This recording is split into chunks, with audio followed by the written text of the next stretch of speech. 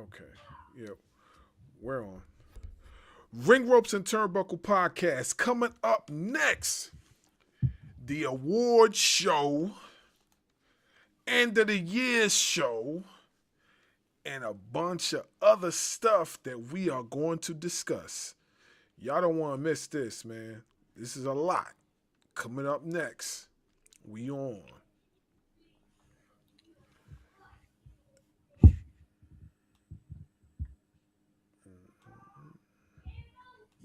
Tonight on State of Professional Wrestling, it's our inaugural Fight Awards, highlighting the biggest moments and so much more. Happy holidays.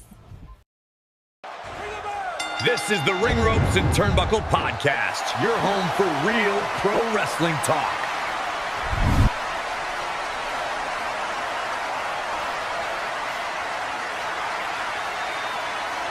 You want the best? You're looking at her. This ain't just a sport, it's a lifestyle. Welcome to the Ring Ropes and Turnbuckle podcast. We are the champions of wrestling talk.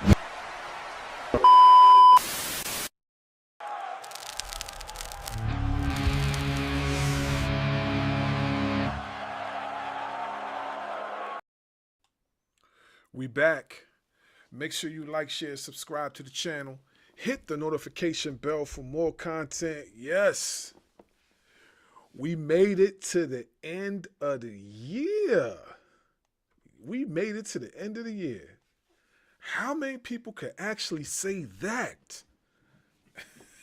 How many people could actually say that? Oh yeah. What a year, too, man. Yeah, What yeah. a year. Oh yeah. I almost forgot. Let me do this real quick. Hold on. Excuse me.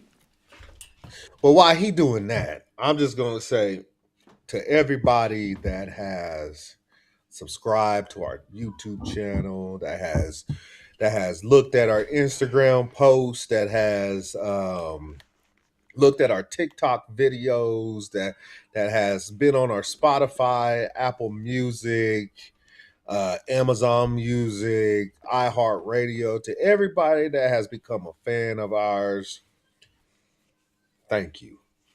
Without you guys,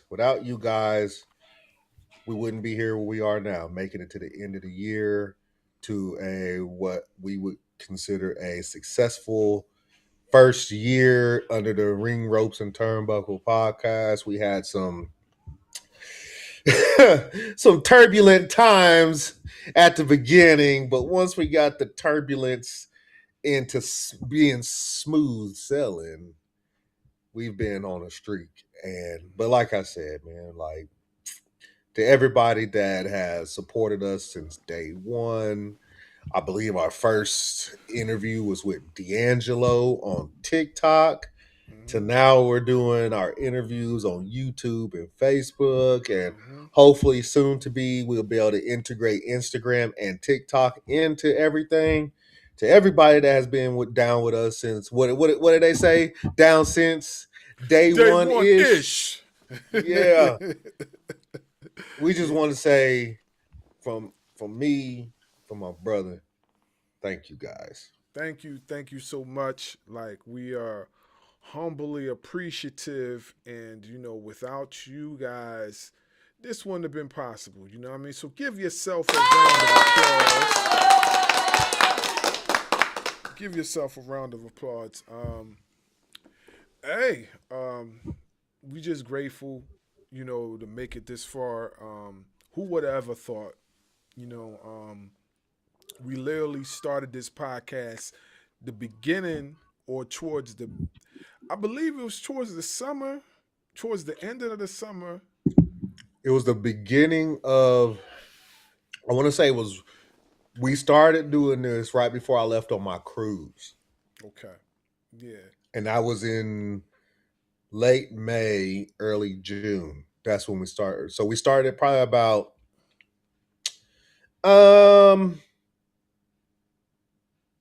WrestleMania was what, April? Mm-hmm. I think we started in May. Okay. Started in May. And our first big interview was none other than the Pope himself. And what an interview it was.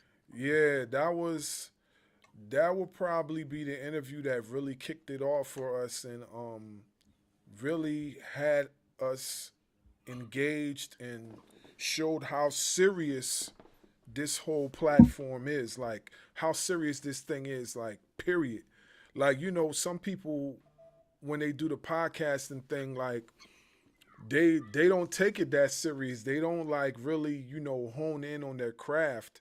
Like, they just let everything else, kind of just, speak for them. And we came out swinging because we didn't allow everything else to speak for us. We spoke for ourselves. And that kind of what sold it for most people. Like, we just kind of was different. Like, we're more conversational based. Do we talk controversial topics? Yes. Are we messy with it? No. We were able to touch spaces that most people in their first year of podcasting were not able to touch, and we were able to do it effortlessly without having to worry about, behind the scenes gunk. You know what I'm saying? Like, having to go through certain trials and tribulations. We kind of didn't have to go through that. We've been blessed. Did we have certain trials and tribulations in the beginning before we got to this point? Yes. But that didn't stop us from, what we set ourselves on doing. And, that's putting out some of the best content that we could possibly put out. And as you can see, we evolved pretty fast. Like, if you look at where we started, where we were at in the beginning of this year and where we're at now, it kind of looks like we've been 2, 3, 4 years in, but we haven't. We just kind of just we just kind of just let everything speak for itself, and we're thankful, and we're just ready to continue this ride and just keep pushing forward.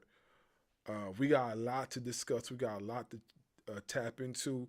We know everybody is watching right now. Everybody's watching what the AEW pay-per-view that's on right now.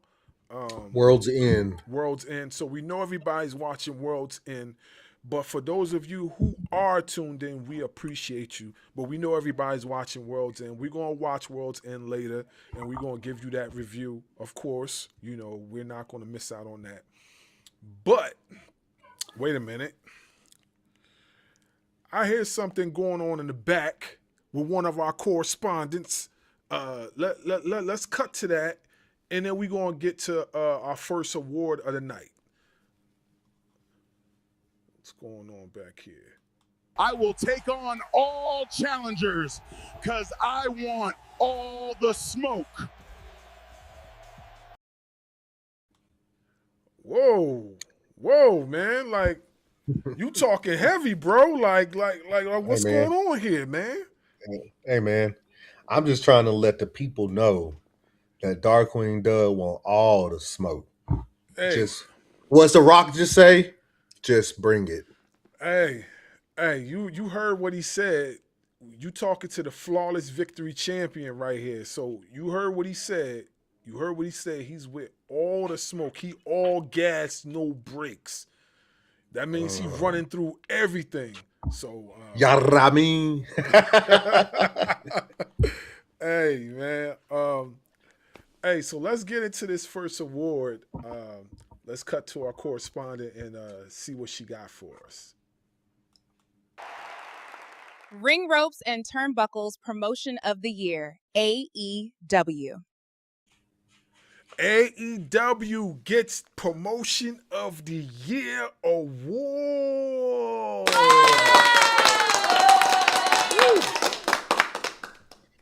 Yes, sir. Yes, sir. And I will say this. Who we had nominated was WWE. Here's one that people are not going to agree with because they feel like they're one and the same. But we decided to split them up with WWE, NXT, AEW, Ashe Wrestling, and TNA, right? Yeah. And ultimately, we gave it to AEW because, hey, they've been on a freaking heater all year long. Been on a heater all year long. But I say all that to say NXT to me is its own separate promotion. Mm-hmm. They've been carrying, they've been doing their thing all year long. The only difference is they don't get the recognition that AEW gets. Mm-hmm. If you look at from where Vince McMahon had NXT when they were NXT 2.0 and all the colorful colors and all that, it looked like paint was splattered all over the place. And like, oh, who are these people? Like, this is Look not like the NXT that I know. looking like Disney and WWE merged together. Yeah, yeah. I'm like, what the hell is this? And then you look at what's going on now. It's like, this is some good shit right here. Mm-hmm. But there was no way that we could give NXT that recognition over what AEW has been doing all year long. So we gave the award to AEW. Yeah, AEW gets the first award, and it's well deserved. They have been so consistent this whole entire year, and you gotta say it's WWE's fault. Like WWE had so many opportunities to basically stop the momentum of AEW, and they failed miserably. You understand? They failed miserably. They could not stop the momentum of AEW this year, no matter what they did. You know what I'm saying? The deal with ESPN, they couldn't stop it. The WrestleMania couldn't stop it. Survivor Series couldn't stop it. Counter programming Couldn't stop it. They even had Evolution, which was a great pay-per-view, and it still couldn't stop the momentum of AEW. It still couldn't stop it. You know, and real quick, and Evolution 2 is probably the best pay-per-view they've had all year. yeah, yeah, no doubt. I'm not disapproving that. Like, I think it was the best pay-per-view they had all year. Like, I mean, if you people out there can name a pay-per-view that was better than that WWE had, you could put it in the comment box. You put it in the comments below and let us know. But as far as we concerned, you know, that was their best pay-per-view. That was their best showing. They have And even that couldn't stop AEW. Nope. I'm just saying. It's like, nope, it couldn't stop it. I don't think I honestly don't think that AEW is going to be stopped. You know, right now, I think they're at a good pace. They're having a good flow. So hopefully they continue this and they continue to evolve, and we continue to see, you know, better and better and better content from them as time goes on. Also, I'm hoping that AEW gets something going where we can see their content on a consistent basis and don't have to have the TNT app and all this other stuff. You know, that's the one thing that I hope AEW gets, some sort of deal with like one of these other apps, because you see WWE like micromanages everything. You could see WWE anywhere. Even if you don't got a TV, you still could see WWE. You know what I'm saying? WWE's on Tubi. WWE's on Peacock. You know what I'm saying? If I was AEW, I would try to get our pay-per-views, the PLEs on Pluto. If WWE has Peacock, why can't you go on Pluto? You know what I'm saying? Like, Pluto has wrestling on there. And for those of y'all who don't know, Pluto is free. You know what I'm saying? You don't got to pay nothing for Pluto. I got Pluto downloaded on my TV. So, you know, like, I hope AEW gets something going where we can see them more.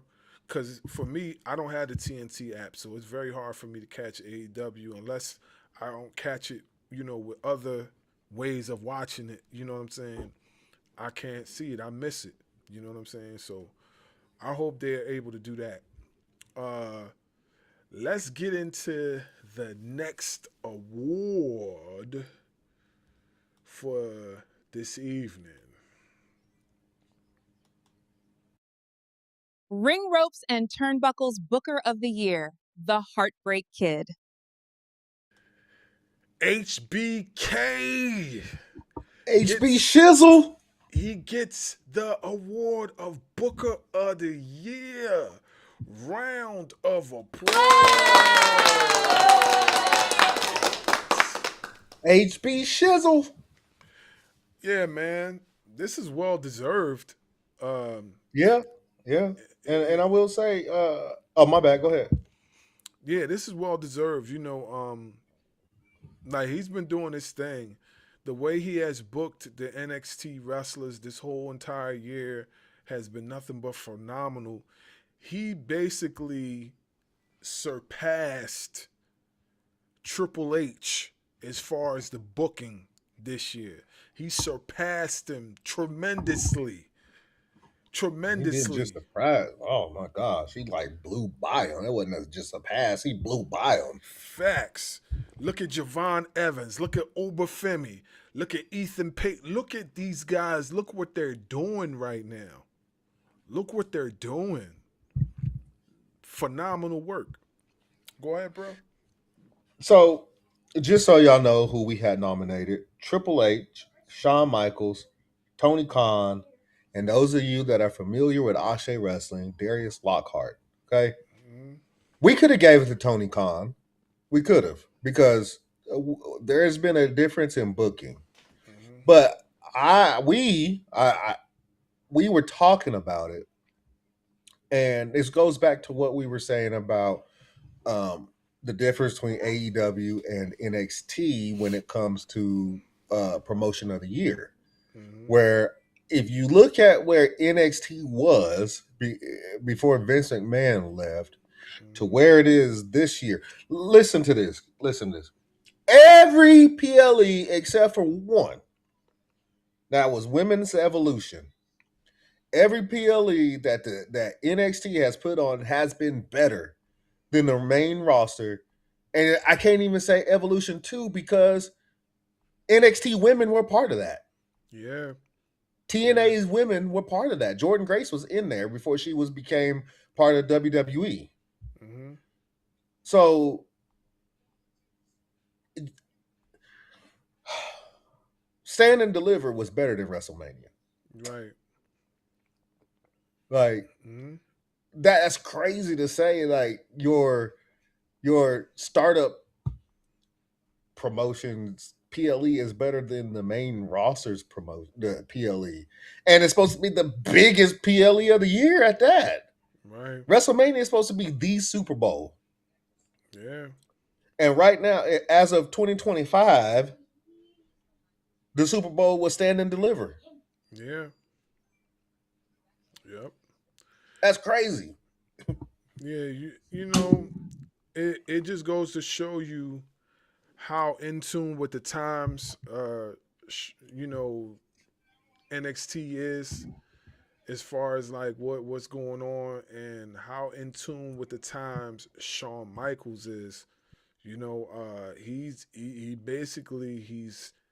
He's mastered the formula on what needs to be done as far as WWE, as far as NXT goes. I would say that he's mastered the formula as far as NXT goes. I'm not going to say WWE as a whole, because WWE as a whole right now is toilet water. And I'm sorry, I know there's a lot of you WWE fans that are going to get mad at that, but it's toilet water. And the funny thing is, you're lucky that I didn't create a reward for that.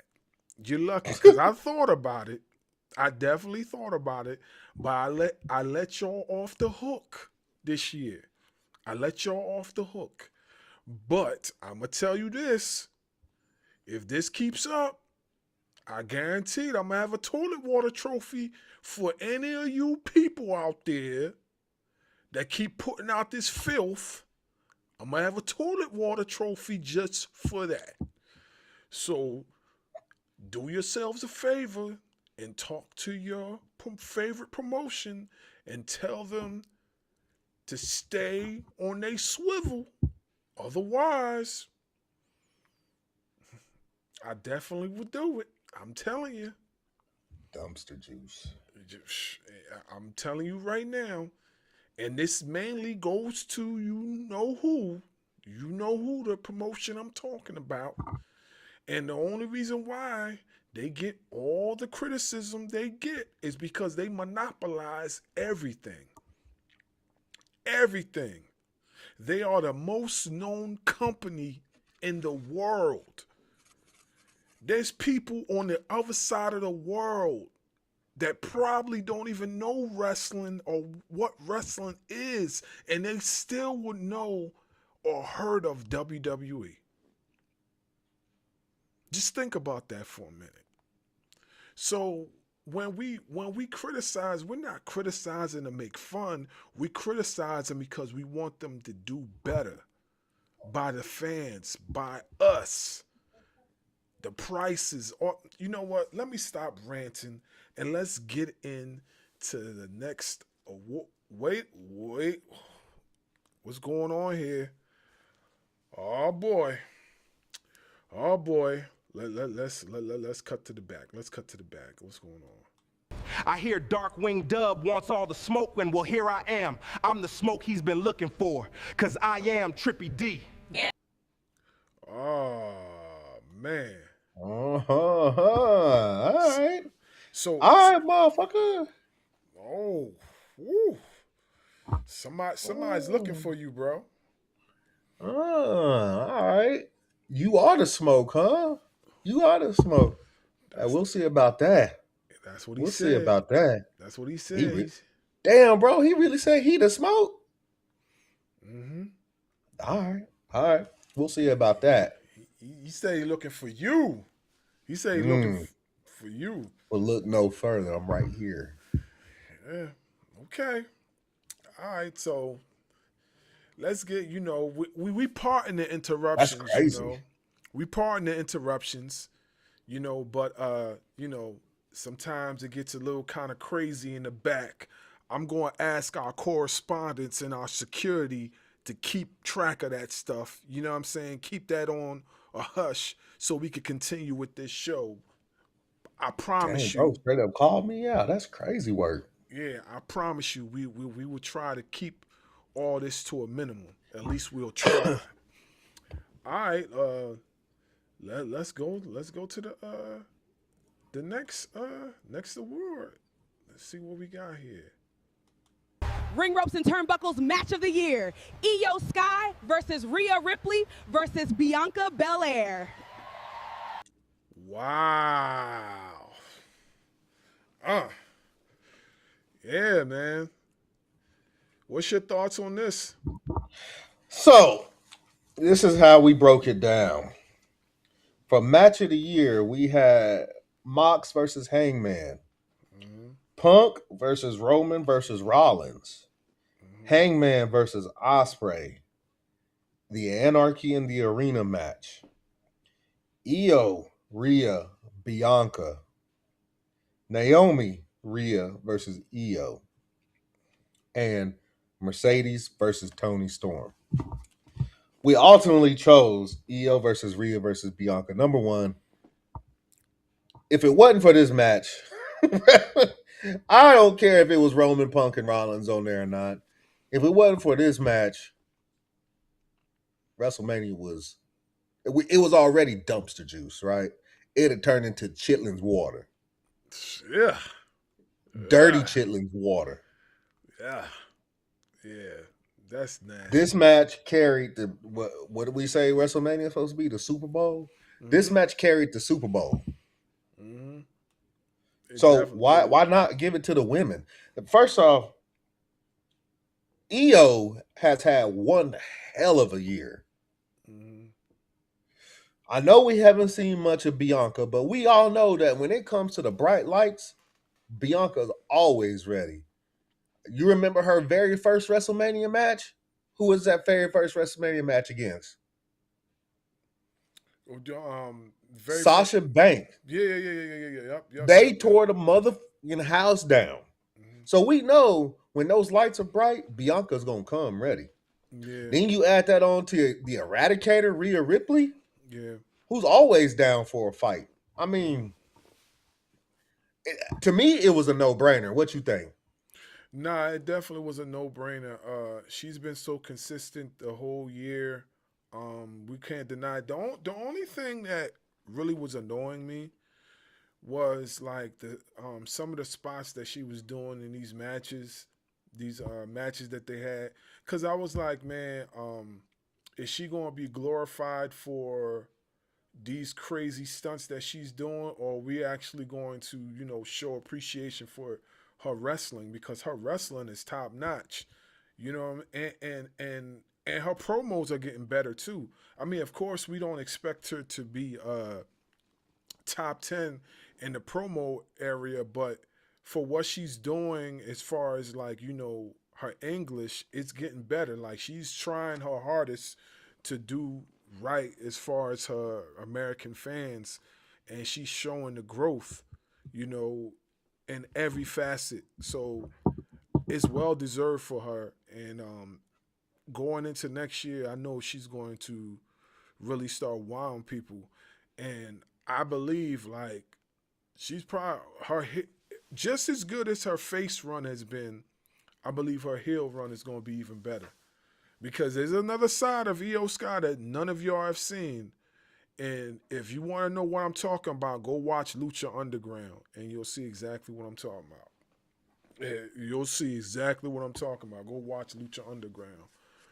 And I think one thing that to add on to Io Sky turning heel at some point, hopefully in 20, because we've got a glimpse of her being a heel when she was with Bailey and that whole group, and they were a heel group.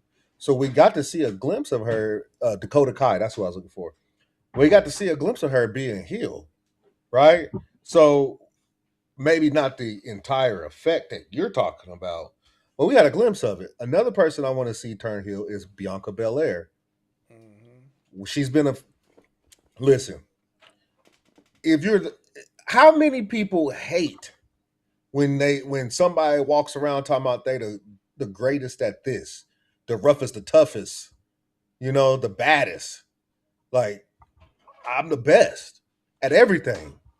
Like that is heel behavior, but she's been a face. And I get it. People have ate that up. But I think we've all can agree that the way that she talks, it's very heelish.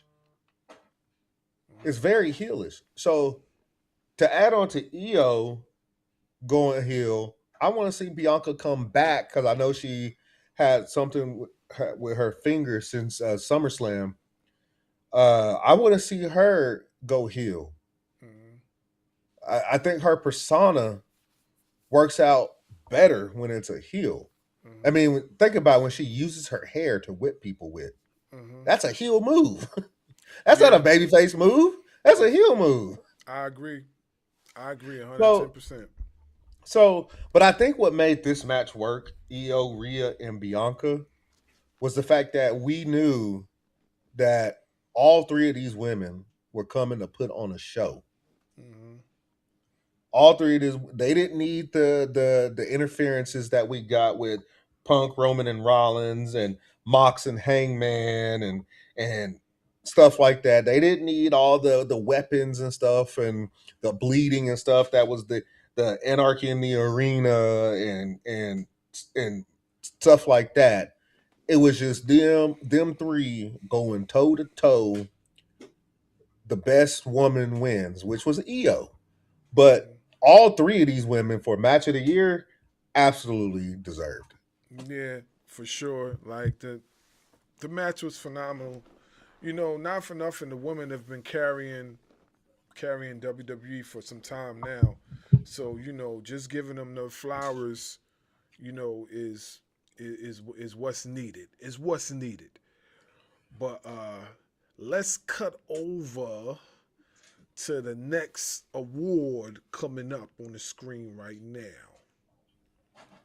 Darkwing's moment of the year. How John Cena lost his last match. There you have it. There you have it. Your hero. Your hero, your confidant. Your confidant.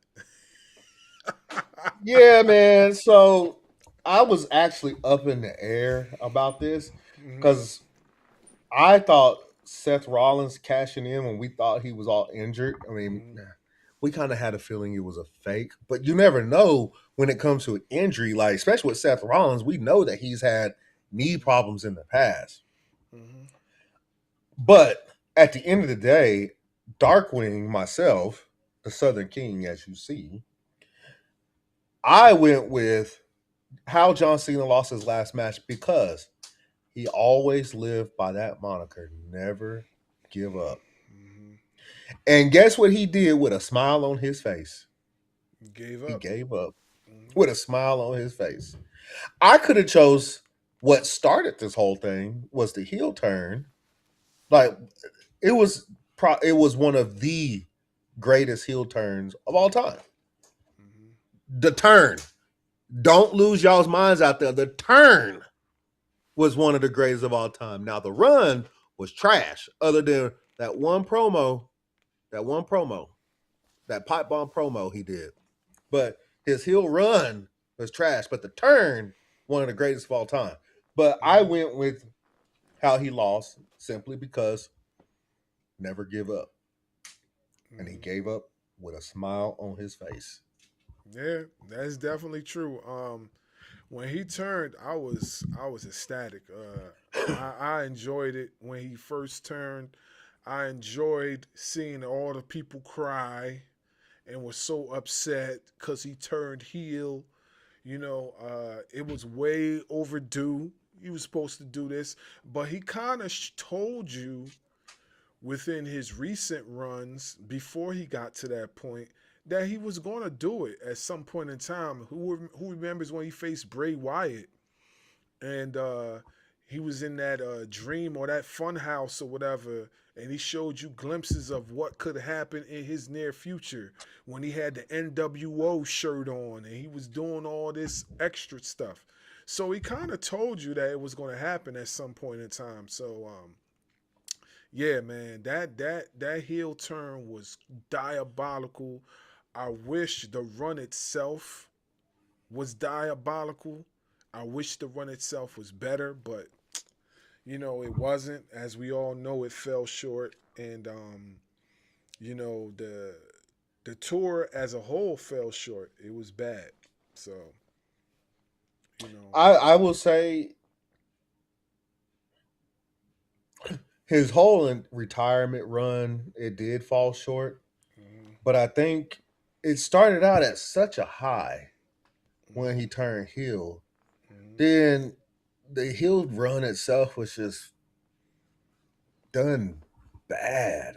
Yeah. So bad. Like the way he was winning these matches with constant shots to the nuts and hitting people upside the head with the belt. There's more to being a heel than doing stuff like that. It just fell short. And then he turned face again against Cody Rhodes, which at SummerSlam, which was probably the best match of his entire run. Believe it or not, is that match against Cody Rhodes at SummerSlam. And believe it or not, I think we said it. That was probably the match of the night for SummerSlam. Was that match because they put on a banger. So we knew that he still had it in him, but the face run was okay. It was okay after the Cody Rhodes match. I mean, we saw some nostalgia act come out with with him and AJ Styles doing the giving big ups to everybody they face, because we know AJ Styles is on his way out the door too. He's damn near 50 also, and he said he didn't want to wrestle past 50, so we know he's about out the door too. So that was a fun match to watch, to do all the finishers of everybody they faced, and Then we had Samoa Joe do the 5-knuckle shuffle. Was it 5? No, he did the attitude adjustment. The attitude adjustment, and then put him in the STF, and then salute him. So it's cool to see some of the wrestlers, even in other promotions, salute to John Cena. But I just feel like the moment of the year was just, bro. My eyes were like this big when he tapped out, because that's not what I was expecting. I was not expecting to ever see John Cena tap out, ever. I don't care if people say it's predictable or not, because Gunther was calling his shot, right? I don't care about any of that. If you thought in your wildest dreams that John Cena was going to fucking tap out, you're lying to yourself. Yeah. You're lying to yourself. Yeah, I actually thought he was just going to pass out. That's what I thought. I didn't think of him tapping out, but it happened. So, I mean, that's why I chose that moment of the year.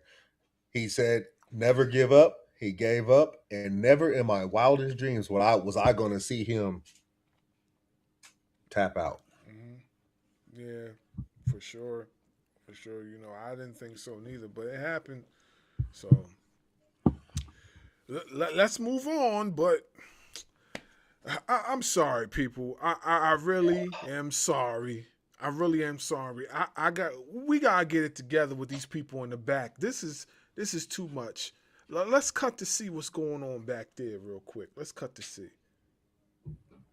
I hear Trippy D is looking for me. Well, I ain't hard to find. You can meet me anytime, anywhere, and I'll give you the beating of a lifetime. You want some Trippy D? Then come get some. Yeah. Wow, that's how you feeling, bruh? Hey, this is what I do. You know what I'm saying? Like, he called me out. He called me. All I was saying was that I wanted to smoke from anybody, and he specifically came for me. So guess what? If you want some, let's go. Let's go. Okay. All right. So I don't back from no smoke. Let's go. Trippy D seems pretty ruthless, man. So we don't let the cowboy hat fool you. Don't let the cowboy hat fool you. Yeah. We trying to get it together over here. You know what I'm saying? Or the backstage can't seem to handle what is going on back there. We understand. So we gonna get it together and keep hitting us with these videos back and forth. So we gonna get it together. We sorry, folks. Let's get into the next award. Ring Ropes and Turnbuckle's Newcomer of the Year, Kevin Knight.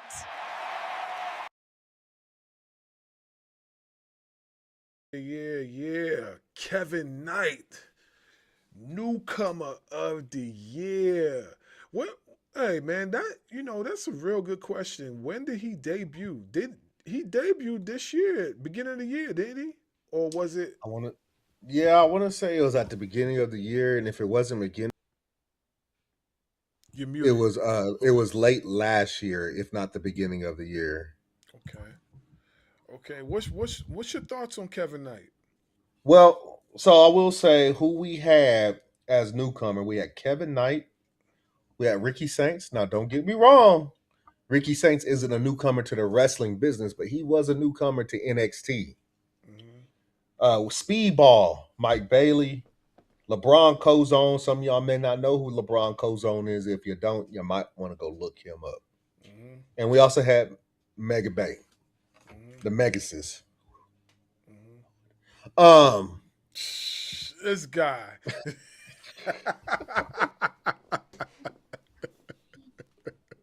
Yo, you ain't see I caught that, did you?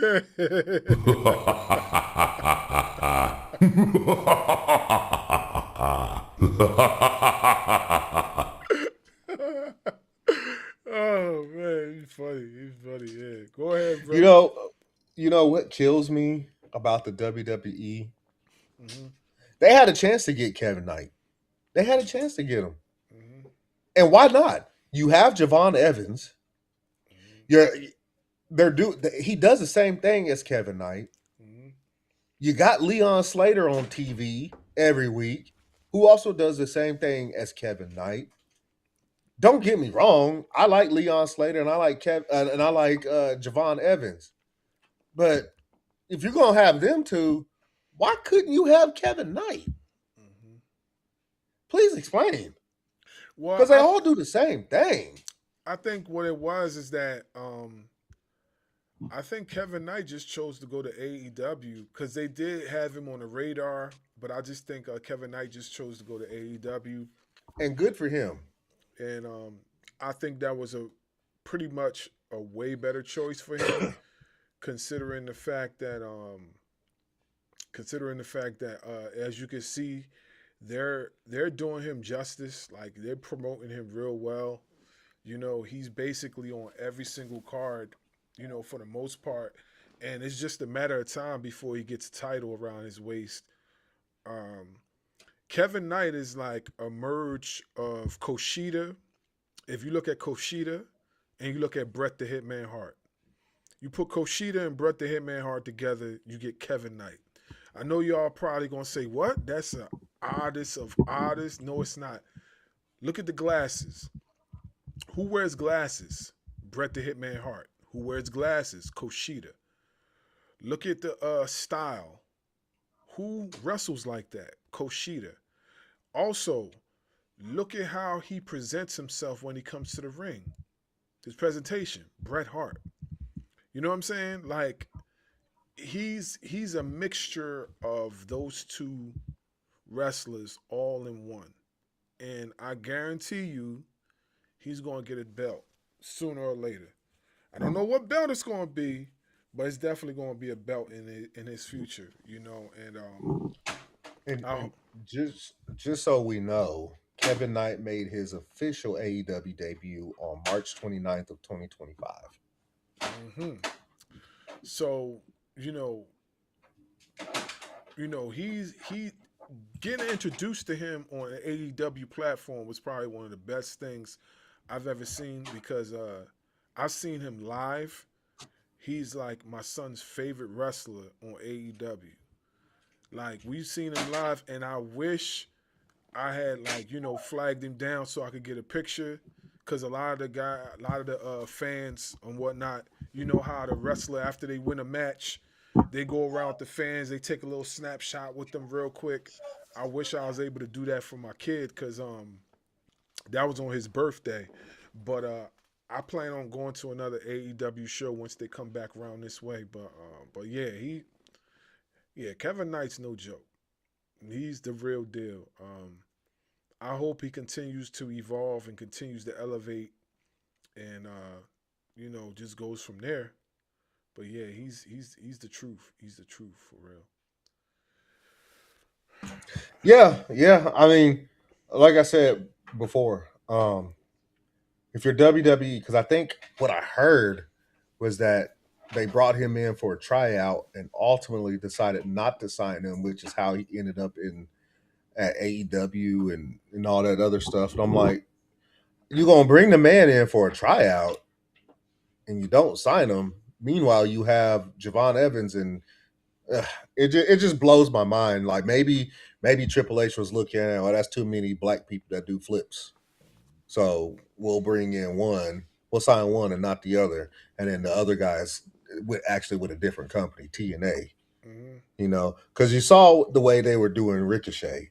Like, before we move on, I want to put something to rest real quick, real quick, because it brought up Ricochet, right? Before anybody says Triple H fumbled Ricochet, I want to let it be known Ricochet won the United States title, won the Intercontinental title, and before he decided to leave, I think was on schedule to win another title. So I wouldn't say Triple H fumbled Ricochet, but what I will say is Triple H hindered Ricochet, because the Ricochet that we get in AEW now is not the Ricochet that Triple H was showing us on TV. It's not a fumble; he hindered him. Yeah, I think what what happened with Ricochet was like, I believe I heard Triple H say something along the lines of he's a phenomenal talent, but he said something about his promos, like he can't cut promo worth nothing. Something. Look, I'm trying to paraphrase. I don't remember exactly what he said, but I know he said something along those lines when they were interviewing him at one point. They asked him about Ricochet some time ago, and he just said that he's this phenomenal talent, but his promo he can't talk. He said can't talk worth crap or something like that, but he made Triple H eat his words because he definitely talking a lot of right now. I don't think his promos have gotten better since leaving WWE, but I think that Tony Khan is giving him the opportunity to speak more. Doesn't mean you're getting better, but you're getting the opportunity to speak more. And here's the thing that Tony Khan has allowed him to do, which has worked, is allow him to turn heel and talk shit to people. Listen, he'll like I think Ricochet is better as a heel as far as his promos. And Bro, look at some of the shit he be saying on Twitter and stuff, like diabolicalness. yeah. I think he's way better as a heel as far as his promos. We all know he could wrestle. We all know he's one of the best as far as his wrestling ability. It's just his talking ability wasn't, up to par. But I feel like AEW's done a great job with utilizing him, how they're utilizing him, and it's allowing him to become better, like more efficient with his talking. And like I said, I believe in the near future he's going to elevate even more. He already got a belt around his waist, so who's to say if he can't? It's fake.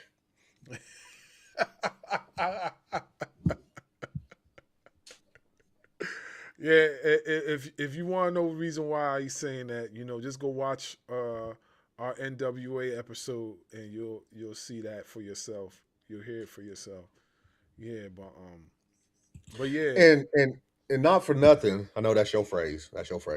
But not for nothing. To be fair to Ricochet, I think it's certain black people as a whole that Triple H has a problem with, because it wasn't that long ago where Javon Evans was talking about that he might have to change the way he talks because there are certain people within the company that don't understand it.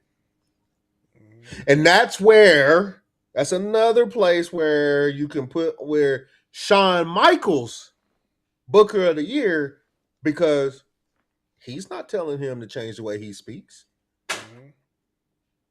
So that means to tell me that it's higher up than Shawn Michaels.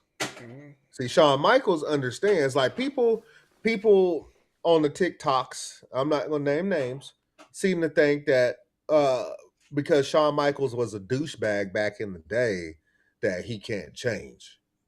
I think it's clear as day that he can change, because you're pushing Javon Evans and Trick Williams to the freaking moon. Ricky Saints comes in, gets pushed to the freaking moon. Who is the fastest rising superstar probably in the history of NXT? Oba Femi, another black man. Plus, you still have stars like Kalani Jordan, who's won gold at NXT and TNA. So for those of you that like to shit on Shawn Michaels because of his past, but don't want to celebrate what he's doing now, you are part of the issue. You are part of the issue, because he's shown that he is not the same person he was back then. And The Undertaker even stated that back then he wanted to kill Shawn Michaels. Now Shawn Michaels is one of his closest friends because he's changed. So Shawn Michaels understood the assignment. Okay, them other ones up there doesn't like the way Javon Evans talk, but I'm not going to be the one to make him change it, because what he's doing is working. And now he's getting matches on TNA, NXT, Raw, and SmackDown, And Triple A. and AAA, and was part of John Cena's final show. Mhm. So Yeah, obviously, what he's doing is working. yeah, definitely is. Listen, man, like y'all gotta let that man eat, man. Y'all gotta let Javon Evans eat, man. He's doing his thing, man. And like we said, as far as Shawn Michaels, like people can change. I know in this realm of the IWC, people find it hard to forgive. You know what I'm saying? But listen, man. Like if you holding that type of hate towards a person that you don't even know, you know what I'm saying? Cause listen, I'm gonna be honest with you. Like, what they do, like, don't affect me. I don't care. Honestly, I mean, of course, I care about the product. I want the product to be better. I want to see my favorite wrestlers do their numbers. I want to see people like me get promoted more. So I care for that. But as far as that other stuff, man, listen, man, that don't phase me not one bit, man. It's not something I should be worried about. What I should be worried about as far as this realm is trying to see my people, you know what I'm saying, get elevated a lot more than what they are. And what is Shawn Michaels doing? He's elevating them. He's elevating them. And I know what some of y'all gonna say, like, NXT, that don't count. Nah, man, it's still WWE. It counts. It counts. It's still WWE. Now, what I want to do, I want to see it on the main roster happen. Of course, we all do. And I believe if Shawn Michaels gets boosted up to the main roster, I believe he will do so. You know what I'm saying? I believe he will do so.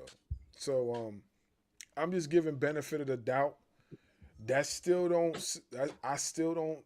That still doesn't mean that, oh yeah, WWE's off the hook. Nah, they're not off the hook. They're not off the hook. They still in that chokehold. You know what I'm saying? Like, Yeah, we because not. they're still another part of the damn company. They're still the guys who are running Raw and SmackDown. Just because Shawn Michaels is doing right by NXT doesn't mean the rest of the company gets to take a break. No, no, no, no, no, no, no. Shawn Michaels is doing that at NXT. Mm-hmm. What are they doing up there where they travel every week? Mm-hmm. Yeah, I agree. I agree. And I also think it's because he's more in tune with what's going on now than the other folks.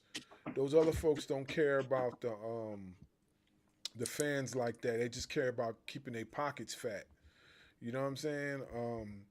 He kind of cares more about what the fans are looking for and what they want, and you can tell. You know, let's just see what continues to happen moving forward. Hopefully we get you know better content. As time goes on. Hopefully we get that. From up top. If not, we're gonna still continue to chop you all up until it gets better. But let's move on. Let's move on. Let's see what we got here. What we got here. Ring ropes and turnbuckles storyline of the year: Punk versus Rollins. Oh, wow. Yeah. So let me say this, man. I thought these people really hated each other. You know what I'm saying? Like when Punk first came back to WWE and everybody and their mama was like trashing the fact that he's back in WWE, including Rollins, who was like the head hunter for this, I was like, yo, damn, bro, like these dudes really seem like they got disdain for one another. You know, obviously, man, off camera they probably cool as hell. But yo, they had me, they had me convinced like they wanted to cause bodily harm to one another. You know what I mean? At some point in time, which they did. You know, but we have yet to see a real gutty match between these two. Like we seen glimpses, but we ain't really seen no match. Like I believe when Rollins returns, yeah, it's gonna be an all out war before they become allies. I believe that for sure. They're gonna have to have that war before they become allies, because we got to see a ending to Drew McIntyre and CM Punk in that Hell in the Cell match. We got to see that ending. We need a good ending for Rollins and Punk. And Rollins being injured forced a hand of them not being able to finish it out correctly. But before they focus on Seth Rollins in the vision, we have got to get a proper closing for Punk and Rollins. And just so everybody knows, who we nominated for storyline of the year was CM Punk and Seth Rollins, of course, who won. John Cena's retirement run, because believe it or not, I mean, that was a huge storyline the entire year since the heel turn. So yes, even though it wasn't done good, we've already discussed it. We already discussed it. And then also Hangman Page's comeback to reclaim the AEW title. Ultimately, we felt Punk and Rollins just because this shit is still going, bro. Punk been back for what, 2 years, 3 years now? And they still feuding. Like, you talking about long term. I mean, homie, Punk came back and was feuding with Drew McIntyre and Seth Rollins at the same time. Yeah, that was wild. That was wild work. Yeah, for real. For real. And then you add in Roman Reigns in there at some point because they teamed up at the Survivor Series match. They team up there, not once but twice, because they did it again this year. So somewhere along, and then you got they all face each other at WrestleMania. So you add in Roman Reigns, like, bro, like we got closure to one of them with Drew and CM Punk, but I don't think that'll ever be over because Drew has already made that clear. It's never over. But, bro, imagine if I know it's not going to happen. Imagine if they were able to get Jungle Boy Jack Perry over to WWE to add to that.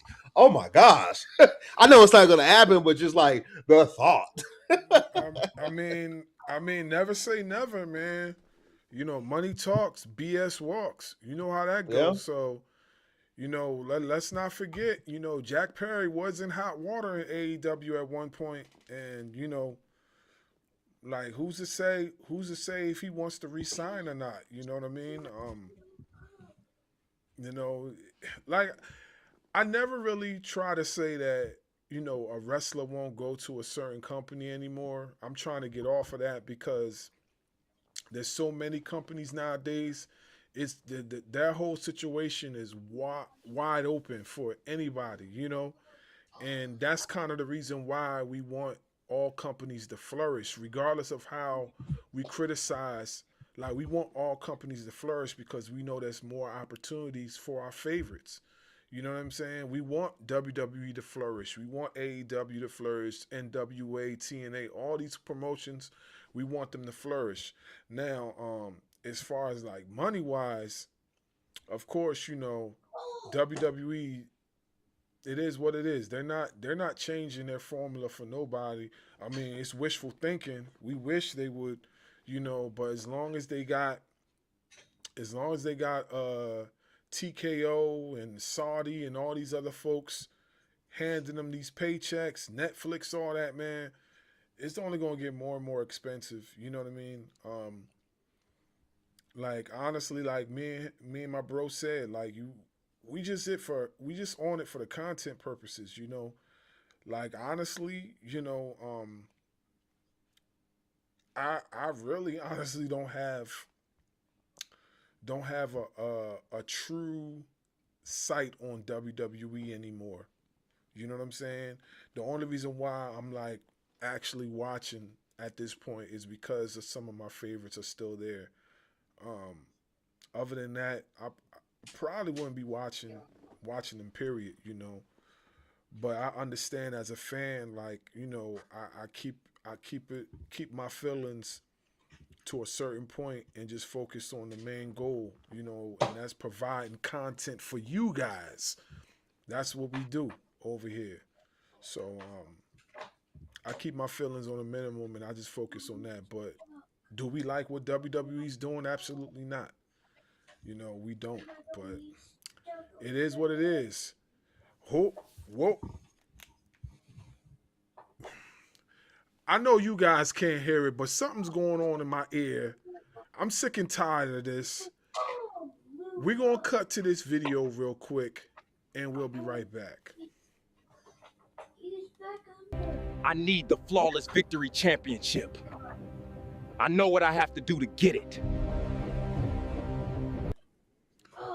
Wow. Oh, boy, man. Hey, man. Hey. Yo, You sure? Yeah, it seems like he coming for your helmet, fam. It seems like he coming for your helmet, fam. Take my earrings out. It's like I said before. Don't let the cowboy hat fool you. Just because he got his hood over his head don't mean he tough.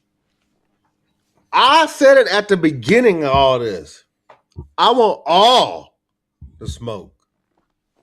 If he thinks that he's gonna get the best of me, what do our ladies like to say? Child, please. You better move on somewhere. You better go find somebody else because Darkwing want all the smoke. And if that's all you're gonna bring is you saying that you want my championship, that's all you got. You better go find somebody else to play with because I ain't the one. Hey, listen. I'll pay to see it.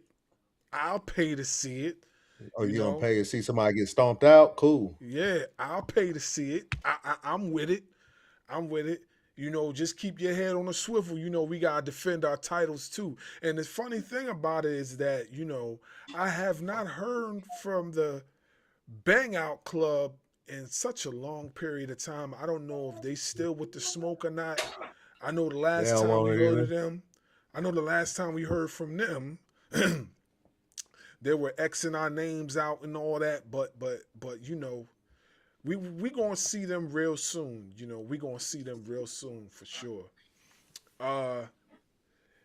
Let's go on to the next award, shall we?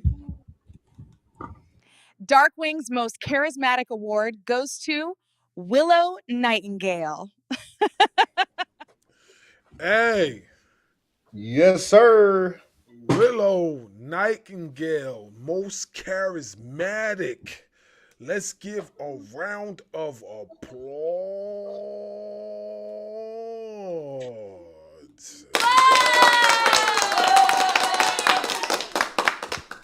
Most charismatic, Willow Nightingale. Yes, sir.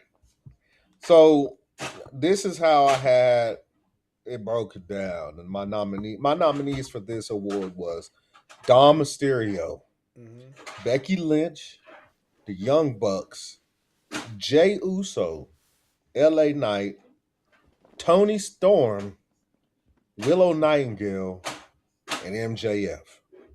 I will tell you, it actually came down between Willow Nightingale, Tony Storm, because I'm sorry, that act will never get old to me. That act will never get old. And Jey Uso, believe it or not, I think Triple H ruined Jey Uso. That's my opinion.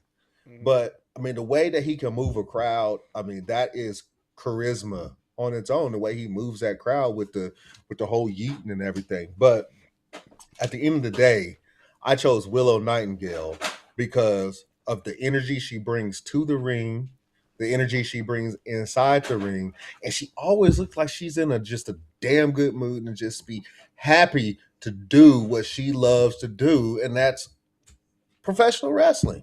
She always looks happy, and that song that she comes out to makes me want to get up and dance too. You know, you know what's crazy? You know what's crazy, and this is just me thinking or whatever.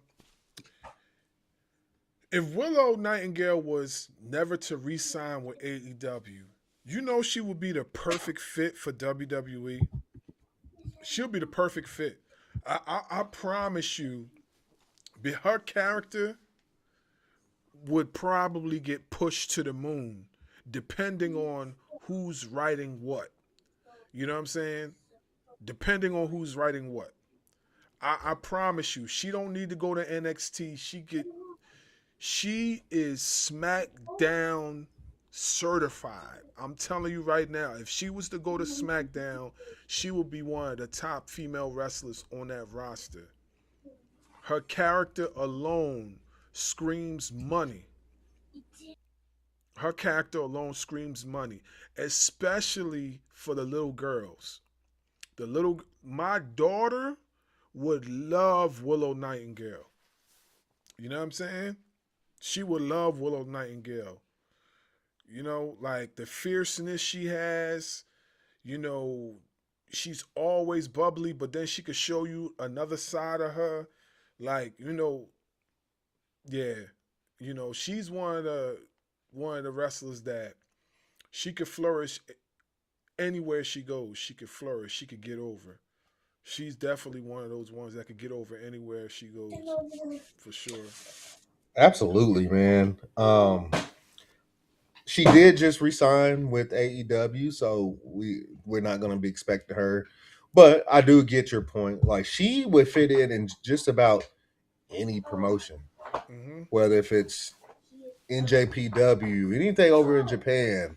Like, she may need to tone down a little bit over there because they're a little bit more serious about professional wrestling over there. Well, she wrestled in Japan before. Well, there's that. There you have it. And then you have her over here in AEW. I just think her charisma is just through the fucking roof. I go back to it's like the energy that she shows on the way to the ring, the energy and everything that she shows inside the ring, and even after the match ends, like it's just like at 100 for her, and I appreciate that because she can bring. See, the reason why I didn't go Jey Uso because Jey Uso was blown up once when the matches started. He's blown up. He can't even go because he exerts so much energy on his entrance. Whereas Willow knows how to tame herself enough just to show enough energy going to the ring, not blow herself up, get inside the ring, and still show the same amount of energy, and then still be able to show more energy as she's leaving the ring. Like, I saw the ending of the Babes of Wrath match against Athena and Mercedes Moné, and still had the same amount of energy as she was leaving the ring. So that I had to give it to Willow. Yeah, hey, listen, I have no arguments with that. I think she's well deserved of that. I hopefully we see her gain the main title, the AEW Women's title at some point in her career, because she could basically go and she could wrestle against anybody and put on a hell of a match. So I won't be surprised if we see her with the main title real soon. Won't be surprised. Let's go to the next award. Wrestling fans, it's official. Barz Wrestling Media's most diabolical award goes to Darius Carter. Whoa. Oh. Hey, y'all know this was coming. Y'all seen this. Look, I gave y'all hints. I told y'all this was my guy right here. I told y'all from the jump. I said that this guy, listen, Diabolical is his middle name. Diabolical is his middle name. And let's be clear here. Let's be clear here. I had other people on this list. I had Ethan Page. I had MJF. I had Dominic Mysterio. I had a bunch of other folks that could have definitely took this award. But I said to myself, nah. This is all Darius' award. This is all the All Fathers Award. That's what this is. This is his award. He is the diabolical one. You know what I'm saying? He is the Listen. This guy, every wrestler that we have interviewed in the past have said how much they have a love and hate relationship for this guy. They love him, but then they hate him too. I believe one of the my people said on the interview, he's like, yo, he just has a punchable face. He just want Yo, he said that I was rolling. But it just shows you how masterful his character is. Like, his character displays real emotions from people, not just the fans, but the wrestlers too. Can you imagine this dude on a mainstream roster? Can you imagine him in the AEW or WWE? Like, the type of heat he could generate? Oh my God, bruh. Like, this dude, listen, man. If y'all don't know who Darius Carter is, go look him up. Go look him up, and then you'll see exactly what we're talking about. This dude is diabolical for sure. You know what I'm saying? And if you don't believe us, go watch some of our interviews where we mention Darius Carter with various wrestlers that we have on the show and see what they say. See what they say. Don't take it from us. Just watch our interviews and see what they say about Darius Carter. Hell, just go look him up on YouTube. You'll see it. Yeah. And go watch some of his Ashe stuff. Like the stuff that he was doing to Darius Lockhart when they were battling for the Ashe men's title. Oh. You know, what he literally just did to Billy Dixon. Like, he knew damn well that he's the one who brought that belt into the ring. But what happens? Mm-hmm. What happens? He gets hit with it. Billy Dixon thinks he won. Nah.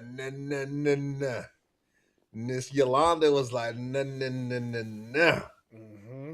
And he went in there from the whole in front of the whole celebration. They had gave Billy Dixon flowers and all kinds of stuff. Mm-hmm. Snatch that belt, give me my shit, and walk smooth out. Like, I mean, what can you say? Darius Carter is like, when it comes to diabolicalness, there's really only one other individual that I may put over him, and that would be the 09 version of Randy Orton. And you got to go back and watch Darius Carter to understand why I would say that. Because we all know how crazy and maniacal and diabolical, that's the award, right? Diabolical 09 bald head Randy Orton was. Yeah. This guy ain't far from that. Nope. I'm just putting it out there. He ain't far from that. Go look it up if you don't believe me. Not at all. Like, he's definitely an individual that, like, his character alone screams money, for one.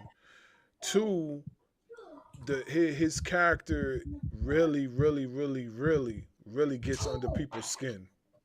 You know? And like a good friend of ours, The Smoke, Eric Moran, said, like, if you could get people under your skin as far as a heel, you there. You there. You already there.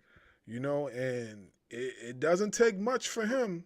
It don't take much for him to do it. He does it masterfully, and he's like one of those guys that definitely he gets his opportunity. He's gonna make some crazy bread at a top promotion.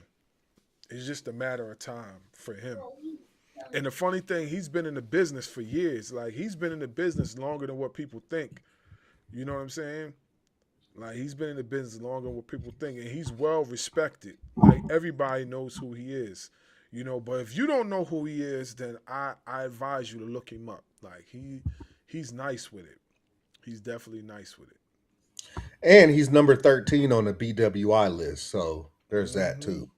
So he is well respected. I mean, literally, a lot of the people that are above him are guys that are on TV. Literally, guys are on TV. So that should tell you all you need to know. Like, thinking about people that's in front of him right now: Mercedes Moné, Swerve, Javon Evans, Leon Slater, Athena, Obafemi, Ricochet, Michael Oku, Powerhouse Hobbs, Naomi, Lee Moriarty, Kevin Knight, then Darius Carter. Everybody I just named is on TV. So there you have it. If that doesn't tell you everything you need to know. Yeah, most definitely. So, check out his work and see for yourself. Don't just take our word for it. Just check out his work, and you'll see from there who he really is. Let's move on, shall we? This award is not for the weak at heart. The Barz Award goes to Ethan Page. All ego. All ego. Oh, listen, man. This guy, as soon as he started his heel run, I believe he started his heel run in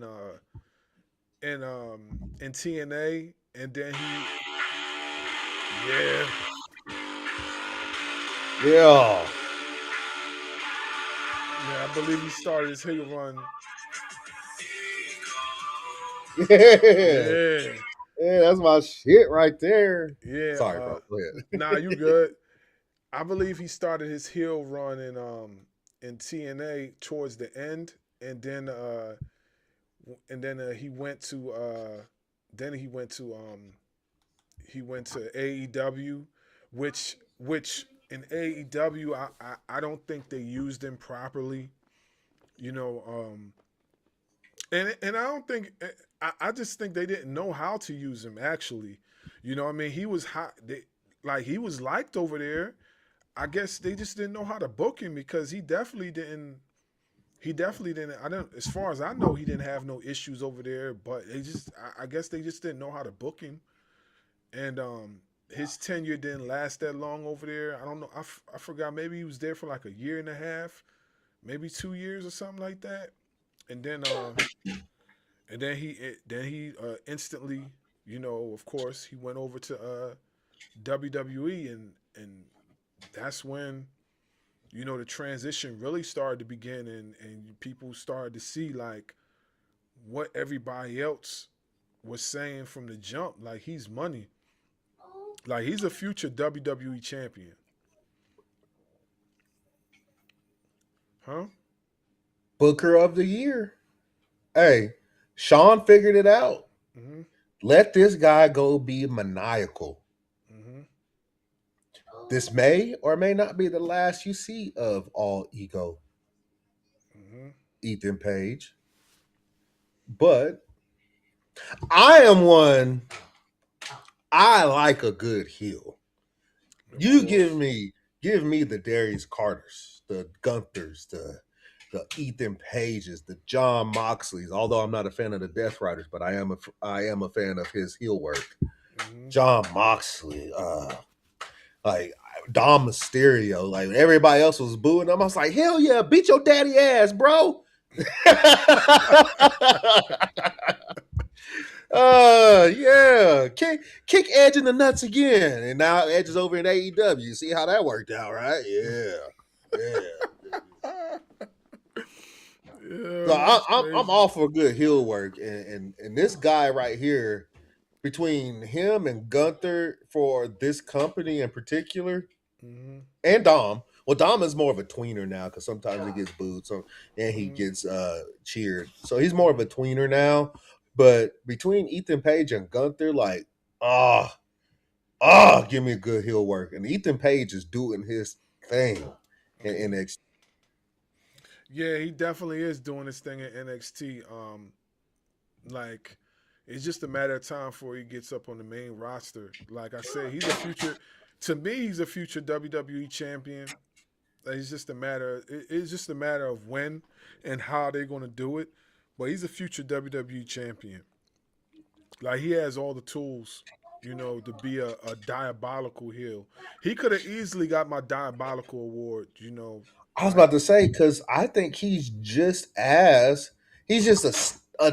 notch below Darius Carter when it comes to the diabolicalness. Because mhm. what he did to Javon Evans, bro, come Yeah, on. he had this dude's wired. This dude's jaw was wired shut, and then he punched him in the jaw again. Like that's masterful heel work. That's masterful heel work, man. He definitely deserves everything that he's gonna get moving forward. You And know. think about the ways that he's won his titles too. Hmm. He's not winning them clean. Nah.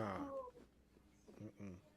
Like when he won the NXT title, he didn't win that clean from Trick Williams. Hmm. He just like he got hit and fell back on top of the guy, and 1, 2, 3 titles his, and that's the start of the heel work.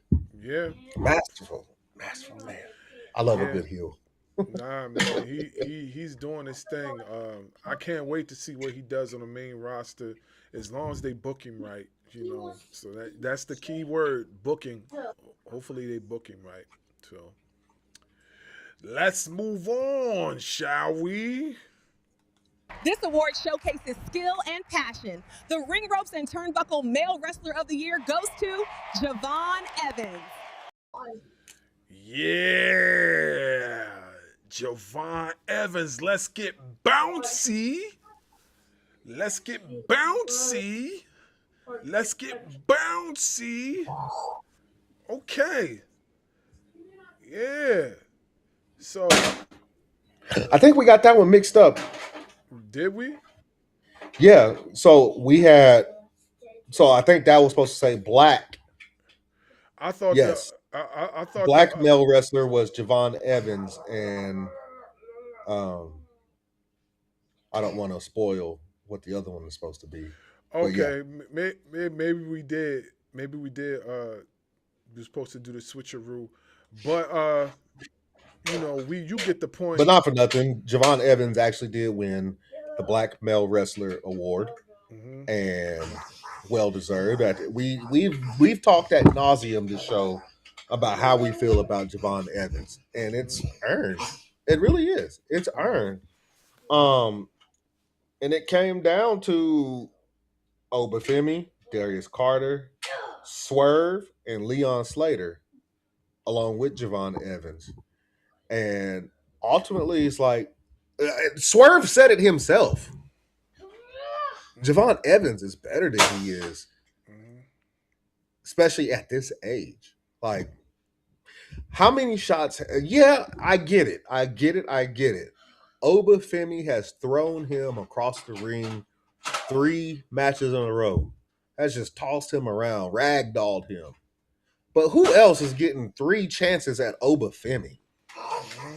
They're not just going to throw anybody at Obafemi 3 times thinking that they couldn't trust him.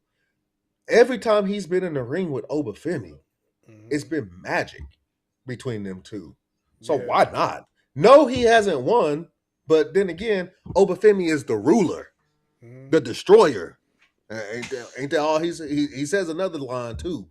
Hmm. So we don't expect Javon Evans to beat an Obafemi, at least not right now. Maybe when he gets called up, but at this rate, hell, he gonna get called up at the same time as Obafemi. So we may not be able to get to see Javon Evans take the belt off of Obafemi.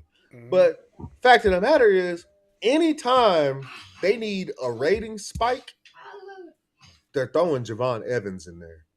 You see what they've been doing with him on the main roster. They need a rating spike. They're throwing Javon Evans on Raw. They're throwing Javon Evans on SmackDown. You know, well, who was one of the ones that got a shot at Sami Zayn? What NXT star got a shot at Sami Zayn? None other than Javon Evans. He's the only NXT star that got a shot at Sami Zayn. You know what I'm saying? No, absolutely. So, right. So it's like, why not Javon Evans? Yeah. You know, you just said about Ethan Page being a future world heavyweight champion. Javon Evans is too. Yeah, for sure. I believe it. Go ahead and continue to converse with everybody. I'll be right back. But yeah, Javon Evans should have earned everybody's respect. Being a smaller guy, coming into a company that doesn't glorify high flyers. Like, you would think the best spot for Javon Evans would be AEW, where they glorify high flyers. Even TNA going after the X Division Championship, where those guys are typically high flyers other than Moose. So Javon Evans has earned the respect of everybody because Triple H and Shawn Michaels are entrusting this guy to be in some of their bigger matches in NXT, being in some of the bigger matches in TNA and AAA, and also coming up to the main roster and not missing a beat. You would think somebody that's, only been in the developmental brand NXT since he's been signed with the company would be, show a little nerve or something, going up to the main roster. Like, think about how nervous somebody would have to be to get in the ring with a legend like AJ Styles. Mm-hmm. And he did it. Him and Leon Slater did it without missing a step. Mm-hmm. We saw him get in the ring with Rayo Americano. Didn't miss a step. Mm-hmm. We saw him get in the ring against Sami Zayn. Showed out against him. As a matter of fact, I say he out-wrestled Sami Zayn for that United States, but they weren't going to pull that belt off of him. But that right there showed Triple H that, okay, I can trust this guy. We're going to have him up on the main roster a lot more, along with his time in NXT, AAA, and TNA. I agree. Yeah. I agree 110%. Like I said, he's special. He's a special talent. And you most likely going to see a lot of him moving forward. As long as they can continue to book him right, you're most likely going to see a lot more of him. So, there you have it. Absolutely. Let's go to the next award. This award showcases for the culture. The Ring Ropes and Turnbuckle Black Male Wrestler of the Year goes to Oba Femi. The ruler. That's the walk. That's the walk they be doing. The walk they be doing. I mean, the ruler. I cannot be stopped. Like how does he talk? His accent. Yeah. Like was a funny one of the funny moments he did when he started talking in his American accent. When he started talking his American accent, he was like, I know I could have done it. I could have did it. I know. He was like, of course I know I could have done it. I was cracking up. I was like, yo, this dude is shot out. He is shot out. You know what I'm saying? So, yeah, Obafemi's that guy, man. Like,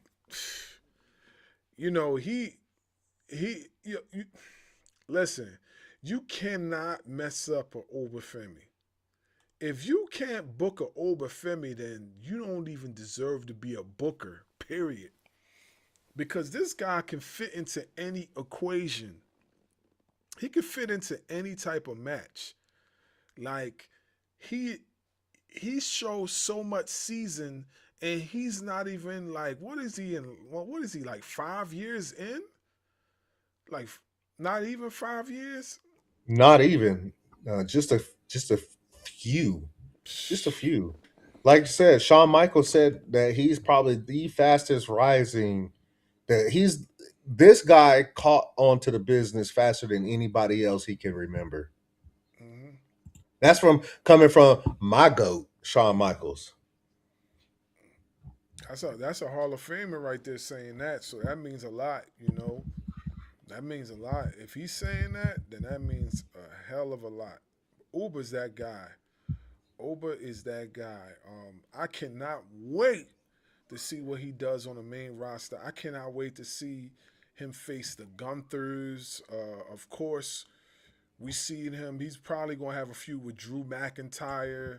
I cannot wait to see what he does on the main roster. I can't wait to see him face like Brock Lesnar.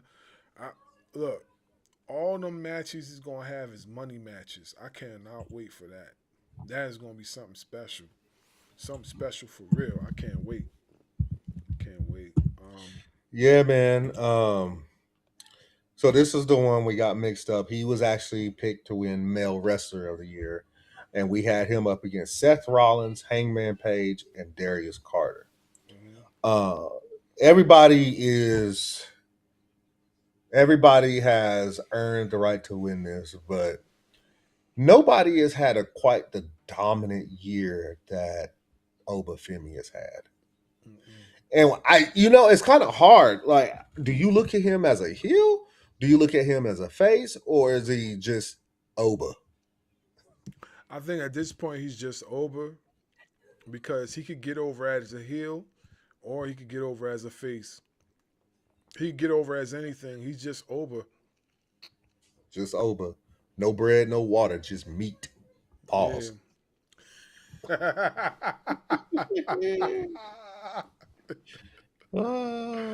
Hey, I am hey, the mountain you cannot climb. yeah, like his promos are phenomenal.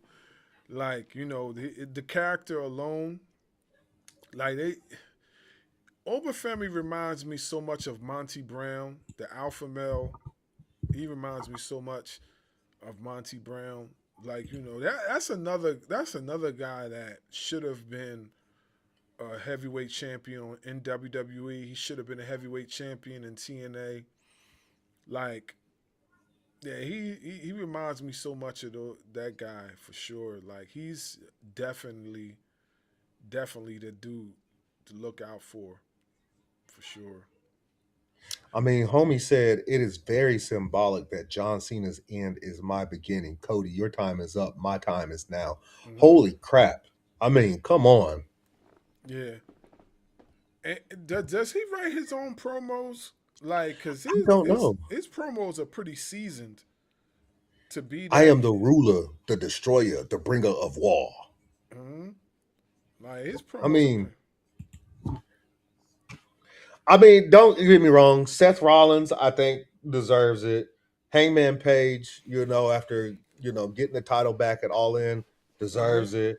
Darius Carter, we've already talked ad nauseum about Darius Carter. You could probably also throw in a CM Punk. You could probably throw in John Moxley. John Moxley had a good year, although I've said it once. I'm gonna say it again. I dislike the Death Riders angle, but I like John Moxley. I think Moxley has earned it, but nobody has been as dominant in the ring as Obafemi. Nobody has come. I'm like, who says that?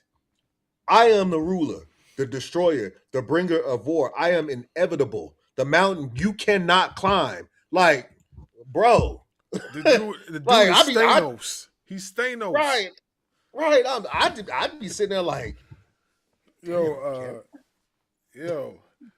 Obafemi's Thanos, Dark Side, Incredible Hulk, when he goes World Breaker Hulk, like that's Obafemi, all in one. You know what I'm saying? That's who Obafemi is. I mean, what more can I say about Obafemi? The only thing we can hope and wish for as men of color is that when he inevitably gets called up to the main roster, that Triple H does not fuck this up. Mhm. There's so like I've even read articles where people have called when Brock Lesnar is ready to retire, they want it to be Oba to do it. I've been reading that kind of stuff. That's what people think of Oba Femi. Like when these guys are retiring, don't let Gunther do it anymore. Now we're gonna let Oba Femi do it. Imagine, just think about the banger of a match that Oba Femi could have with Gunther.